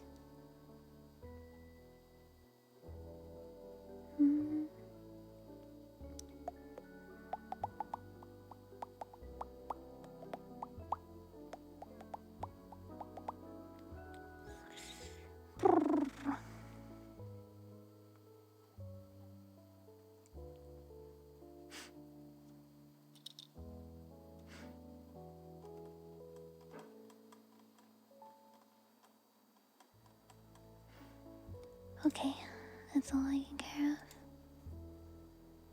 Thank you guys for the follows. I hope you're enjoying the reading. Okay, we're basically almost caught up to where I was before. We're on to chapter 13. I've read 52 pages so far. Good job, me. There's a lot of talk about big breaks in Hollywood, but so far I haven't experienced that. Instead, I've experienced a bunch of little breaks that trickle in just as I'm almost positive I won't catch one again. Mom says Hollywood's like a bad boyfriend. They keep stringing you along without making any type of formal commitment. I'm not exactly sure what that means, but it sounds right. So far, my little breaks since Mad TV have been these. A commercial for Dental Land, the dentist's office we shot. The commercial was in Westfield Shopping Mall, so we got to spend the lunch break walking around the mall, and Mom got me a grab bag from Sanrio Surprises for being by the best actor of the group. We were all just sitting down for the commercial, so I'm not sure what gave Mom the idea that I was better actor than everyone else, but I'll take the compliment. If it gets me a Sanrio grab bag, I want a Sanrio grab bag. What if I get a cinnamon roll? A low-budget independent movie called Shadow Fury. Mom complained because I wasn't even paid a principal's salary. My baby deserves a proper salary when she spends Halloween crouched over a fake dying man with sugar blood running down her arms. In the scene, my fake dad gets shot, and I hear the gunshot from upstairs. Come downstairs and cradle his head while he dies in my arms. The sugar blood was not the worst part of it, despite how sticky and uncomfortable it was. The worst part by far was the mic pack. The budget was so low that they didn't have a proper waistband for the mic pack, so they just duct tape it to my body. At the end of the night, I cried while they peeled the duct tape off me. But we got home in time to catch the 2:30 a.m. rerun of Conan O'Brien, and Mom smeared aloe vera gel on my body while we watched it, so it wasn't all bad. A role in the episode of Malcolm in the Middle. This one was particularly exciting because it was my first guest star role instead of co-star. Co-star roles are usually 15 lines or less and credited at the end of the episode. Guest star roles are typically more significant and credited at the beginning. The episode was about the mom character dreaming of having girls instead of boys. I played the female Dewey, aka Daisy. They put hard wax behind my ears to make them poke out more because they said the trademark of Dewey is that he has big ears that poke out and that I have small ones. The wax was bulky and it made the backs of my ears really sore.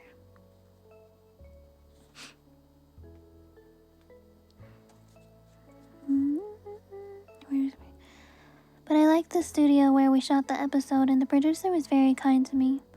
I thought Frankie Muniz was nice to look at, and I liked when he said hi to me in the hallways.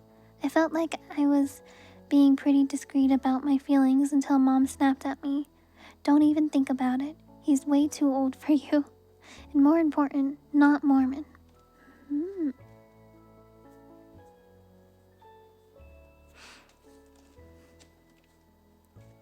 A Sprint PCS commercial, my first national commercial, which means residuals, even residuals to pay for the oak bunk bed I bought for myself. Mom did as she promised and cleared the space in Grandma and Grandpa's room for my bed. She wound up filling the top bunk with stacks of papers and old toys and books and things, though, which was a little frustrating since I initially wanted to sleep on the top bunk. Mom said it was too risky anyway, and that she never would have let me.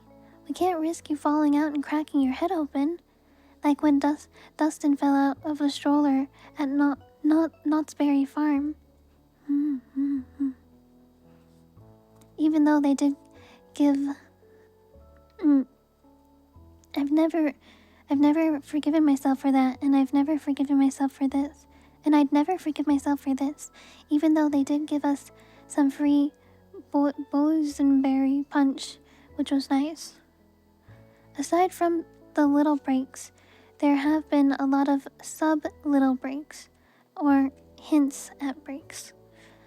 I get callbacks for around 75% of the roles I auditioned for, which Barbara says is a good sign even if I'm not booking. She's clearly doing something right, Barbara says to Mom on the phone. Barbara has started taking Mom's calls instead of Laura, moving on up. Just not enough, just not right enough, Mom always adds. She'll get there. I'm telling you, she'll get there, Barbara says. You just gotta be a little patient. Mom hangs up exasperated. Heavenly Father, please grant me patience and be quick.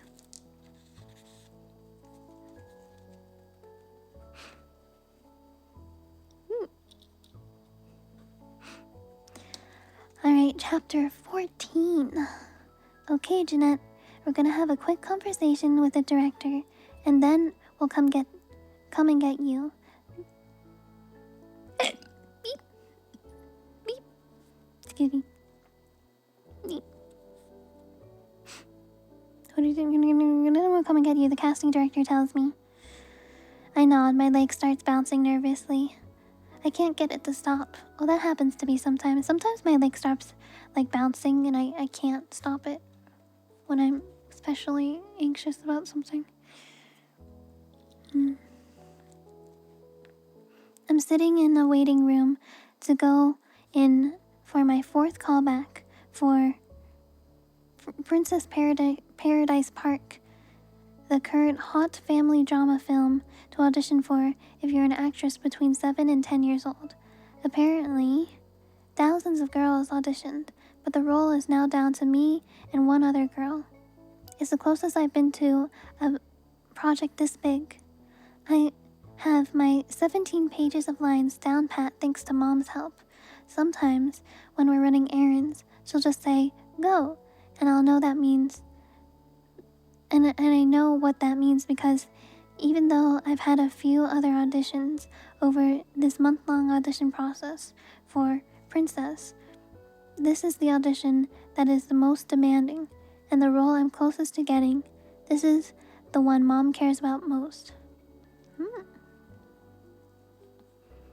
Barbara says since it's a studio film, the role would make you a star. Mom tells me every time I get another callback.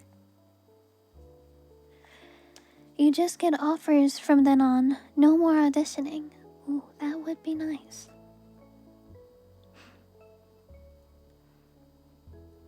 Could you imagine? Oh man. I don't think I could imagine being scouted by a VTuber talent agency. That would be cool though. I wouldn't have to audition for any more. And then VTuber agencies would just have me on a list, and when there's openings for like more VTubers to come on, they'll be like, "Oh yeah, we definitely have to ask this VTuber." That would be cool. Does that happen? Yeah, it does. When a company has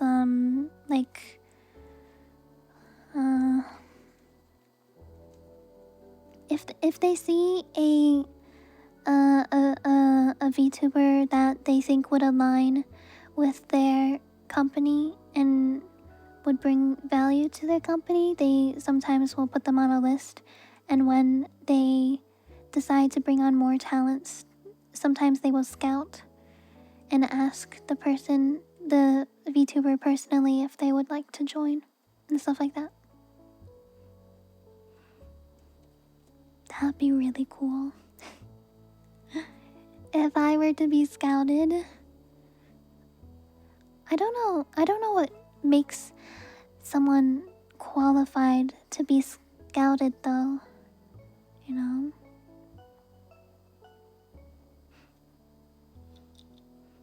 Like what do companies and agencies look for? My best guess is just like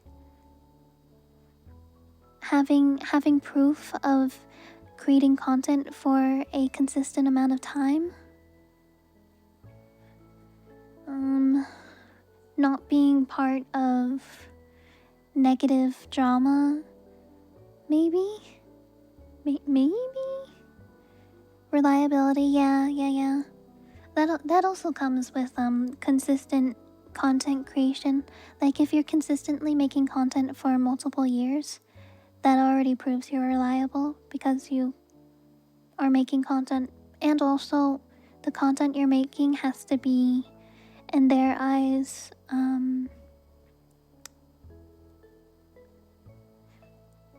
good enough, as in like the content is successful and gets views and brings people into the community and stuff like that. I mean, that's what I would assume, right?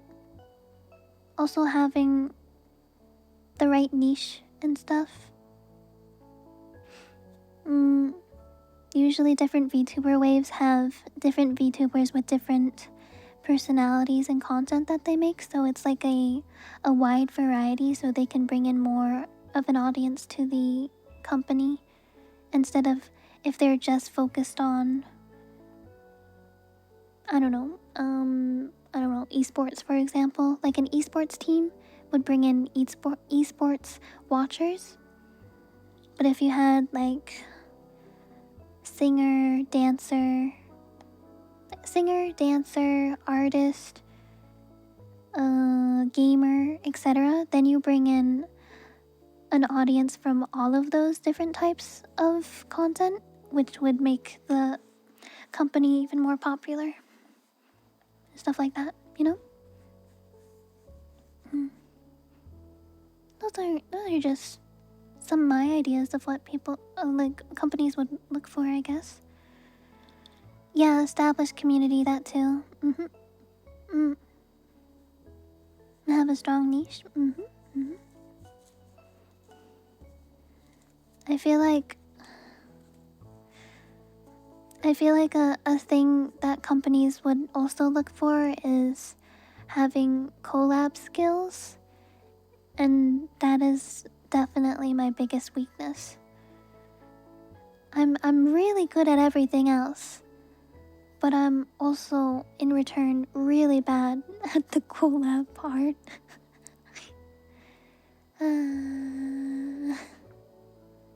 Yeah, exactly. It helps diversify. Thank you guys for the follows. Welcome in. So you know, like every VTuber and talent has their pros and cons, their strengths and their weaknesses.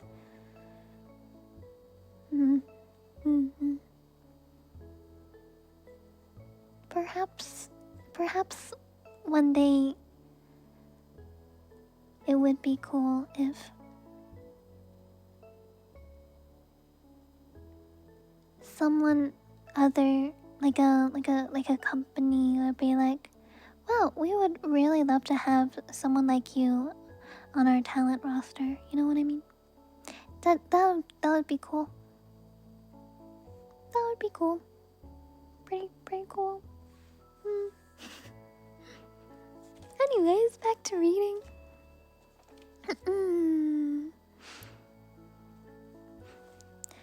No more auditioning does sound good. As I'm sitting here waiting to go in, I start fantasizing about how good it would be not to have to do the thing that cripples me with nervousness. To not have the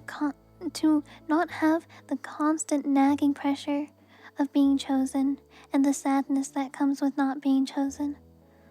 I'm in the middle of my fantasy when I hear him loud and clear in my mind. Jeanette, I, the spirit of the Holy Ghost, command you to cross your name out on the sign-in sheet. Go to the restroom. Touch your underwear band 5 times in a row.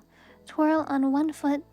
Unlock and relock the bathroom door 5 times. Come back. Re-sign in on the sign-in sheet. Huh? I'm elated. He has spoken. The Holy Ghost, aka my still small voice, has finally spoken to me. Is she on hard drugs? What is she talking about? What is she talking about? Yeah, I've auditioned for a good handful amount of different VTuber companies and agencies, and just about all of them I've gotten past at least the first/second stage. But usually end up not what they're looking for. But you know, whatever, it's okay. It's fine. I'm fine on my own. I'm used to doing things on my own anyways. I'm a strong, independent goat.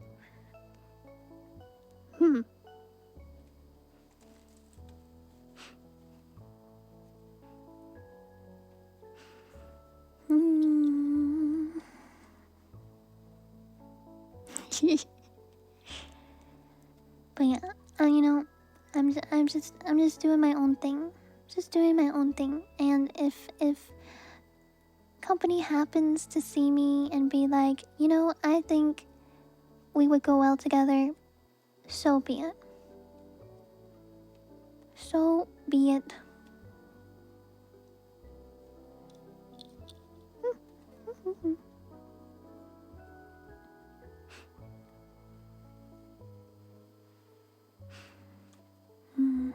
That is true, Cuts. Yeah, there are a lot of companies that do like idol stuff. I've auditioned for both, like idol companies and also not idol companies. Like vshoujo. I got pretty far there. Until I didn't. Until I didn't. Moving on.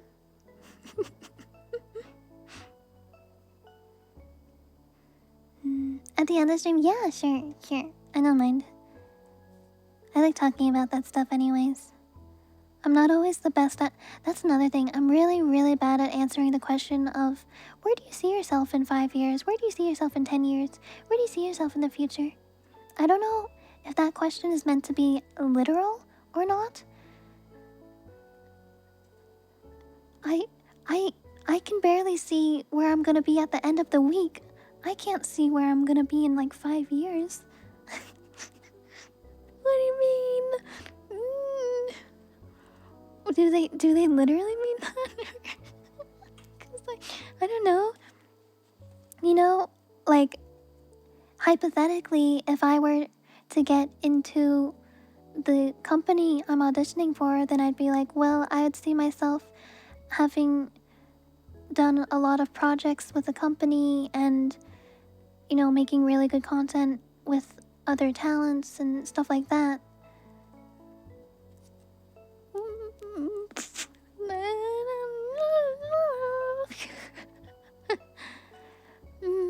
Hopefully not alive and kicking makes everyone shut up. Oh my god. Where they see there's you know, I have asked interviewers that. I remember asking vshoujo. They asked me like where I see myself in the future, but I also asked them like how they see the company in the future, you know.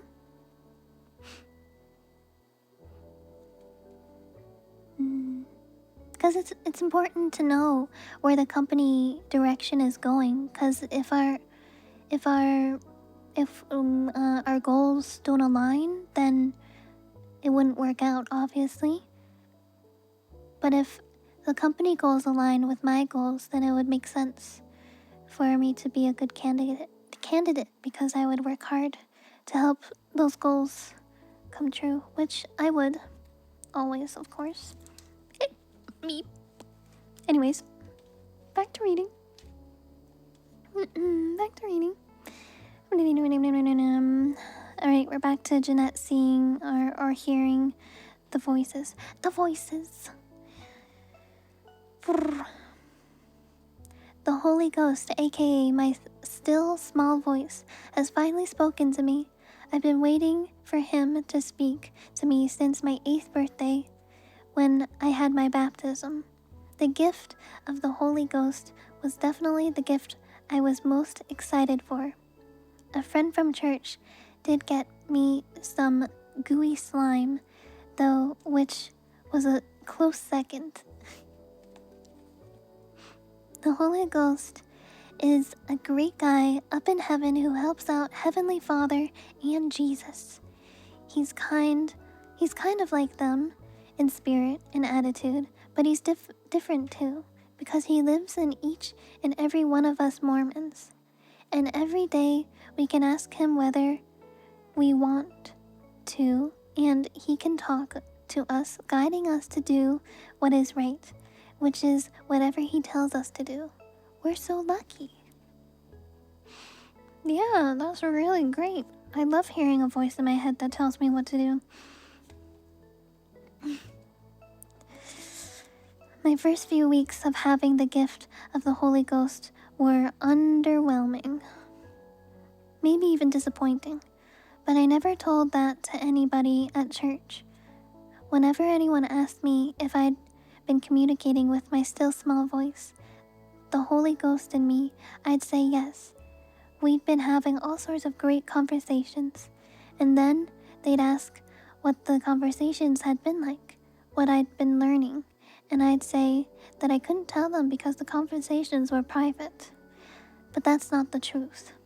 The truth is that I happily would have told any and every one what my conversations with the Holy Ghost had been like if I'd had them. But I hadn't had any. And I didn't know why. I prayed privately every morning, afternoon, and night, on my knees even, to hear the Holy Ghost. Even though Mormons aren't accountable for our sins until we're 8 years old, so I knew I hadn't had a ton of time to really screw things up. I wondered if somehow I had. Why haven't I heard the Holy Ghost? I asked in my prayers. Is there something I've done wrong that has made me not deserve him? Is it my impure thoughts about Frankie Muniz? Please forgive me and send me the gift of the Holy Ghost whenever you get around to it. I know you're busy, but I am desperate here. I want to hear what he sounds like and what he tells me to do. Thanks. My prayers didn't work for a long time, months.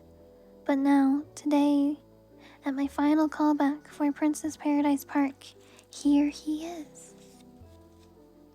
Okay, Holy Ghost, and why do you want me to do these things, I ask in my mind. To ensure that you do well at your Princess Paradise Park callback. If you do what I tell you to do, you will eventually book the role. When this happens, your mother will be happy and all of your family's problems will be solved.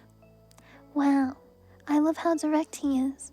I jump out of my seat to accomplish the list of tasks he orders me to do. Where are you going? Mom asked me. I have to pee, I told her as I crossed my name out on the sign-in sheet. She follows me into the bathroom and then into the stall. I touch my underwear band 5 times. What are you doing, Ned? Mom asked me, looking concerned. The Holy Ghost talked to me, I tell her excitedly. Sure, this will assuage her worries. I twirl on my left foot. Mom says. He talked to me, I tell her again. She must have not heard me, or she'd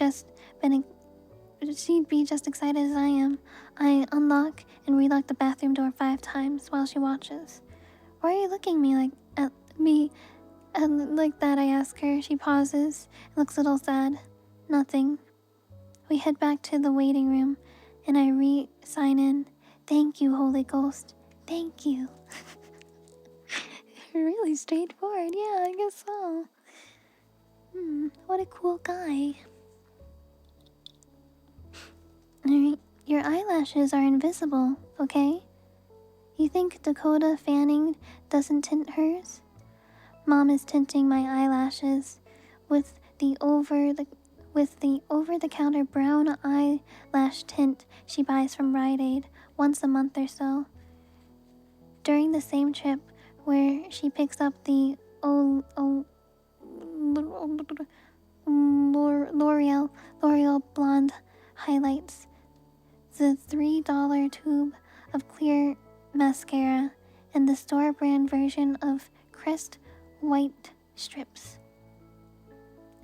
It's the maintenance trip, as she calls it, the trip dedicated solely to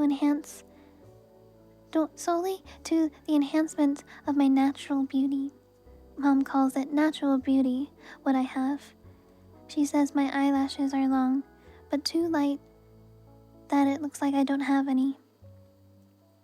She says that my hair has golden highlights, but only toward the bottom, and that it's important I have some golden highlights around my face too to frame it. She says that my hair is very thick, which is good, but that it has a mind of its own, which is bad, that it needs to be tamed. She says I have a good smile, but my teeth aren't quite white enough. Each good thing Mom says about my natural beauty is followed up by its downside, which serves as a justification for its need to be enhanced by a little good old-fashioned store-bought beauty.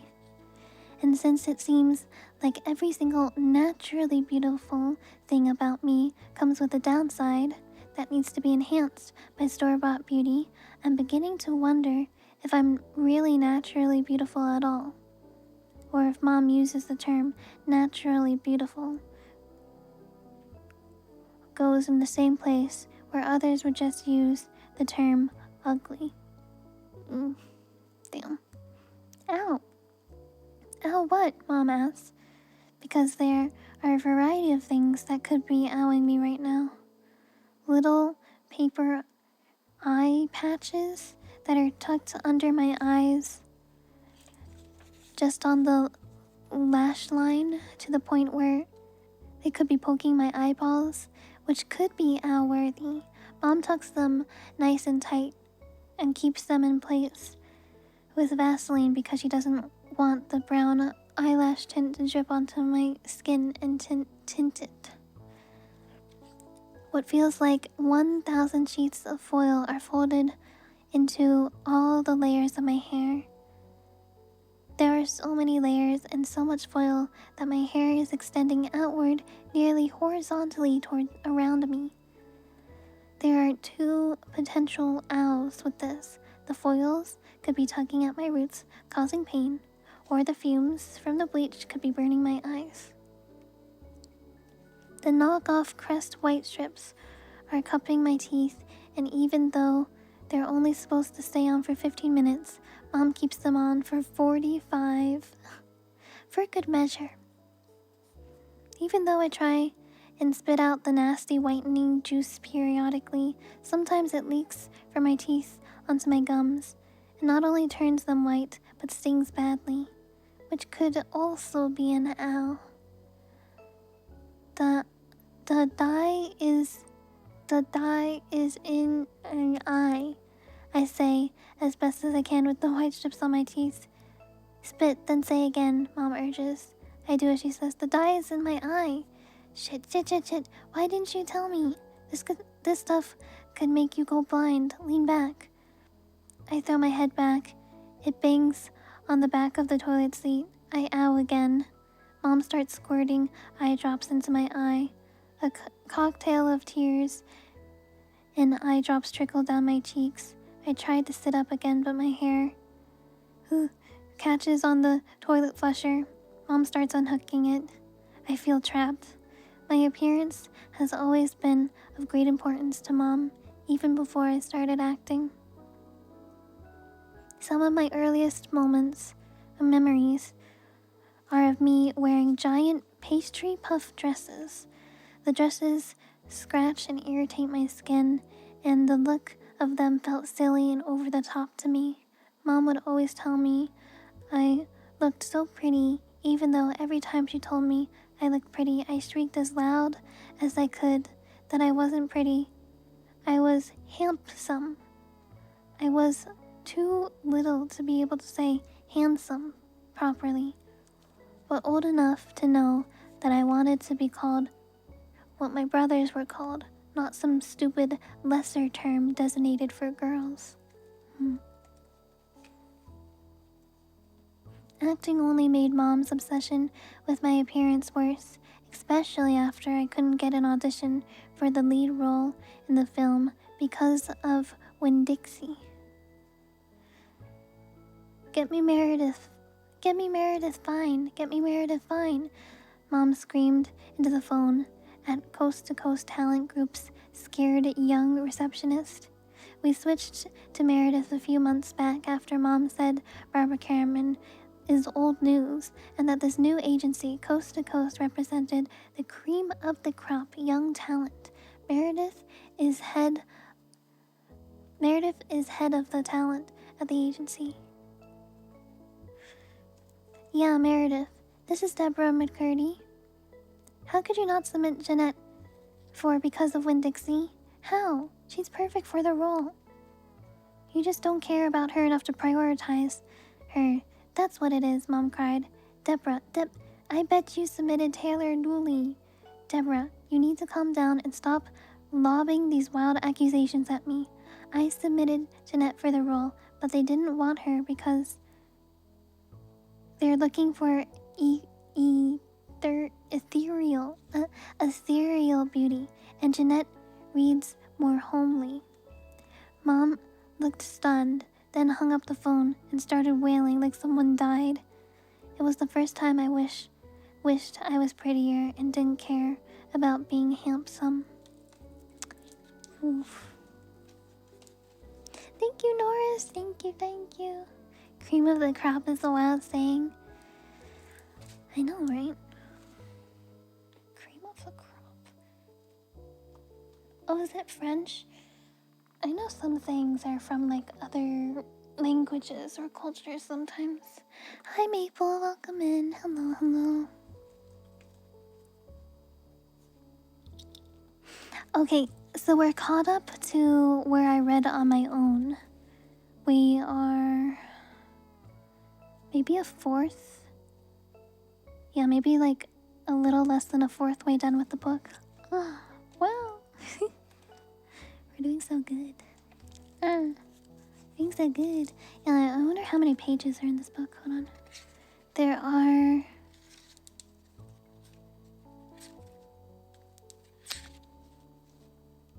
304 to the story. Hi, Conan. Hi, welcome. I hope you're having a nice cozy night, guys. Okay, so we're almost at 4 hours, so I'm actually gonna stop there for today. But we shall read more of it soon. Hope you guys have been enjoying it so far. I've been really enjoying this book. It's just so interesting to see. Yeah, we will read more soon, no worries.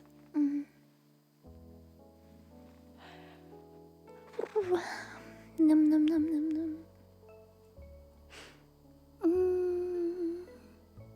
Before we go, was there any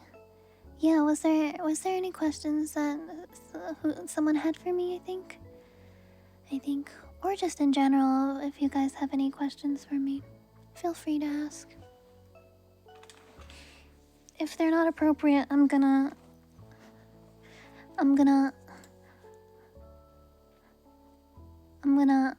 lick your face. Meh.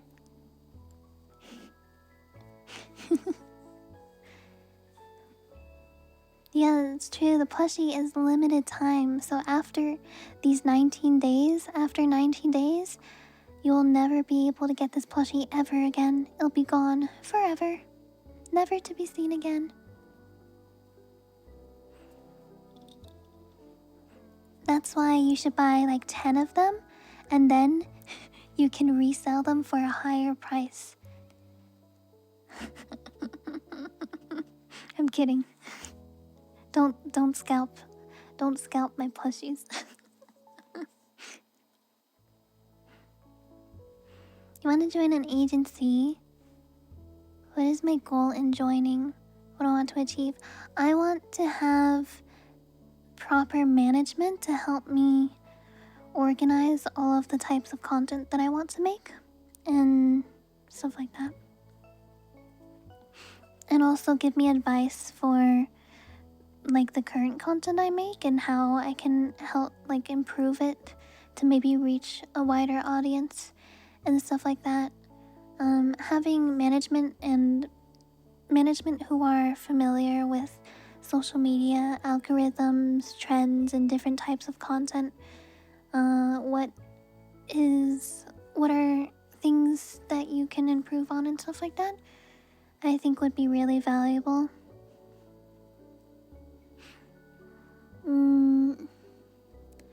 Another thing is, I've always been kind of a loner my whole life, and I think it would be really fun and cool to be part of a group.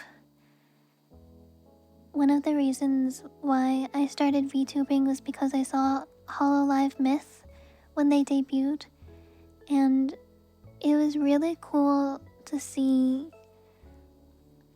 a bunch of different people who never knew each other come together as a group and become friends and make content together.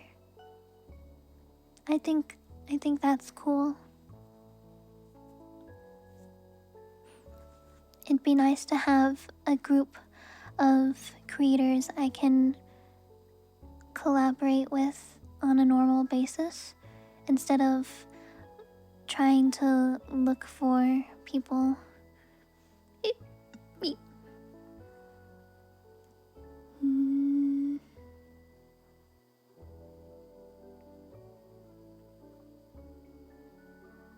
To see myself in the company? Yeah.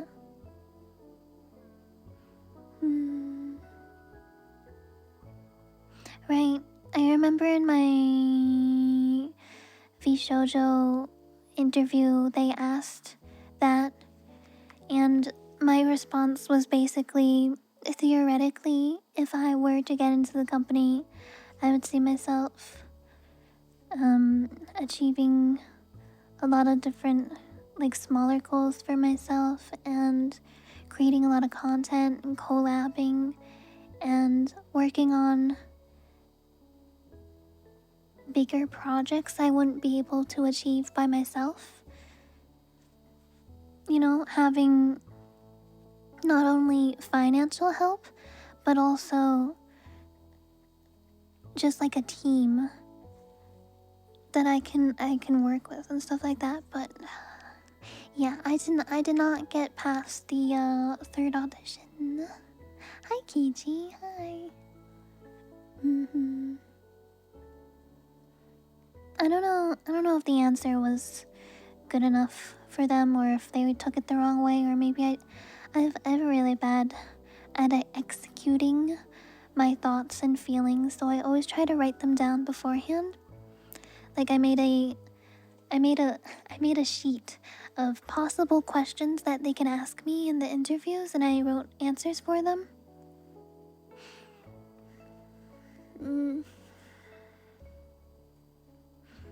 But also when you're in interviews, they're also looking for talents that would not only be, if they're hiring multiple talents to be like a wave of creators, they're also looking for people they think would work well together and if they have niches that could be beneficial and stuff like that, you know.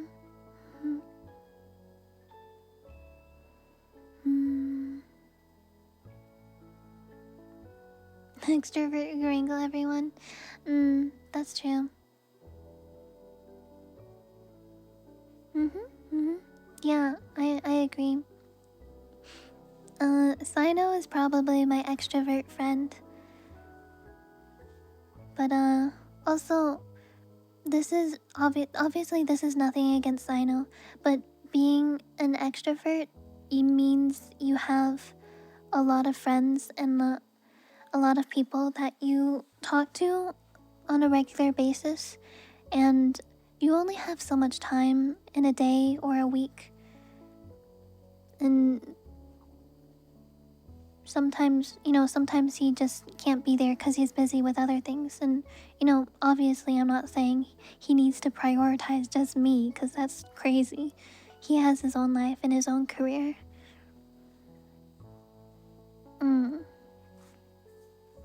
And then my other friend Ugu, she's probably my closest friend. We are Ugu and Cody and I are planning on doing some offline content together, but Ugu's been very busy because she has a artist alley at Offkai, and she's been prioritizing getting work done for her Offkai booth, which makes sense. Hi EJ, hello. Did I miss saying hi to anyone else? Have a good bedtime, Carlos.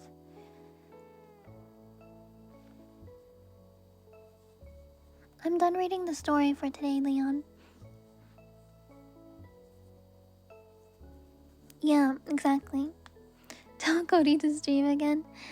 I mean, I would watch his streams, or at least have it on like a lurk tab that I can listen to as background noise and stuff.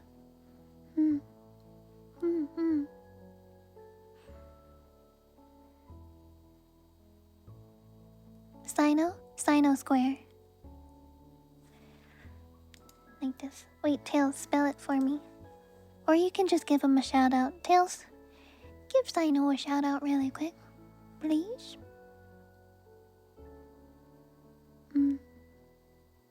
Yeah.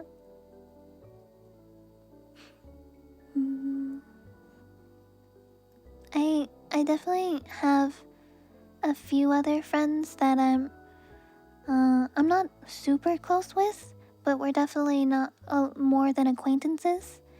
You know what I mean? But they also have really busy lives. That's another thing about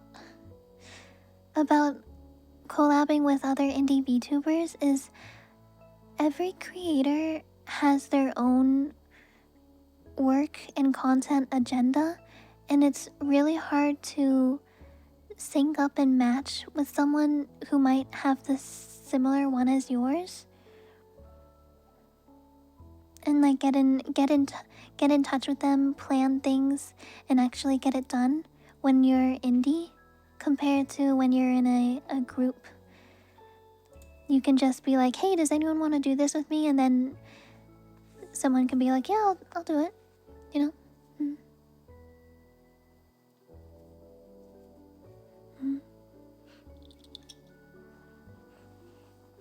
But also, I do have to admit, I like doing things on my own. Which is also, it's important that you should probably know how to collab well with other people and stuff. But I also really just like doing things on my own. Kind of like Ame. When Ame was in Hololive, she wasn't huge on doing collabs and content with other people, even in her own gen. I remember her saying that she preferred usually doing things by herself. I'm kind of in the same boat as her, where even if I were part of a group, I would usually prefer doing things by myself. I wouldn't be against doing things with other people, especially if they invited me. And if I thought I could make a meaningful impact and stuff, but most of my life, I'm just so used to doing things by myself because I haven't had a lot of friends in my life, and I'm used to doing things by myself because I've kind of had to. Good night, Sin. Sleep well. Good night. So a combination of just not having experience of having a lot of friends, and also being autistic and ADHD, lacking social skills to begin with, is it's hard. I want to break away from that. I've tried kind of in the last at least 2 to 3 years, like collabing with people I'm friends with or people I'm not close with, and whenever I want to do collabs, I try to organize them, and sometimes it's really hard to organize things as well. Like whenever I organize a collab, I'm really good at organizing collabs because I follow up all the time and make sure people respond, and very straightforward, very easy to communicate with.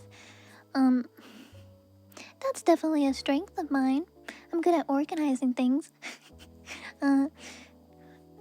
But it's sometimes hard to organize with a group of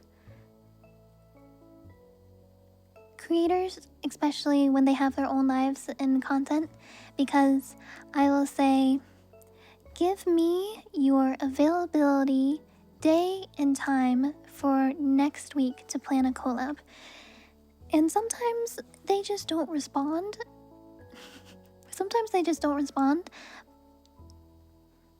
And I know a lot of creators make stream schedules so that they can stay organized and stuff like that.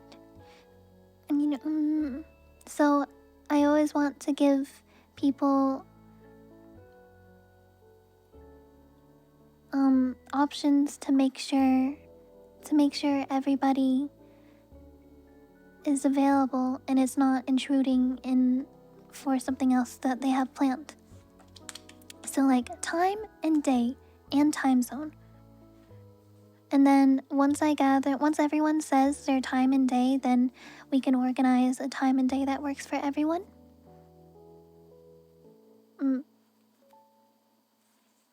But yeah, I'm very good at organizing. I'm just not the best at the socializing part. Welcome back. Hi.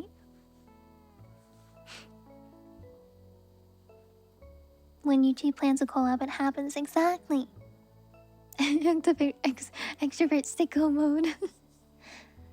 Have a good EPs. I'll see you tomorrow. Yes, I'll be streaming tomorrow. I'm not sure what we're gonna do tomorrow. I might do some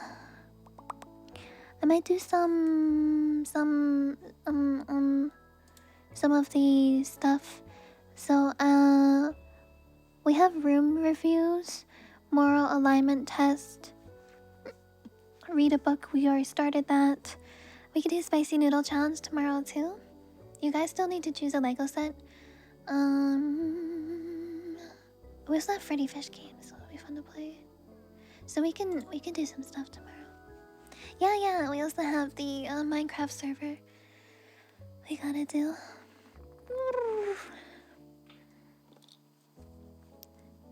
Sonoka chosen a good Lego set. Oh really? I didn't see. Thank you for the follow, Ed. But anyways, I'm gonna go for the night. I'm tired. Meepy. Yeah, I kept dismissing, snoozing the ads, but they're finally here. So, I'm gonna go for tomorrow. Mm, mm, mm. Good night, good night. Good night, Kiji. But yeah, thank you everybody for listening and watching tonight. I'll be back tomorrow. Sorry, my stream schedule is fucked up. My sleep schedule. I'll stream sometime in the late afternoon / early evening tomorrow in Pacific time. Yeah. You can expect me sometime then. But yeah, of course, if you guys have any questions for me, feel free to ask, of course. Yeah. See you tomorrow, everyone. Bye bye. Have a good night. Eat well. Have a good one. See you tomorrow.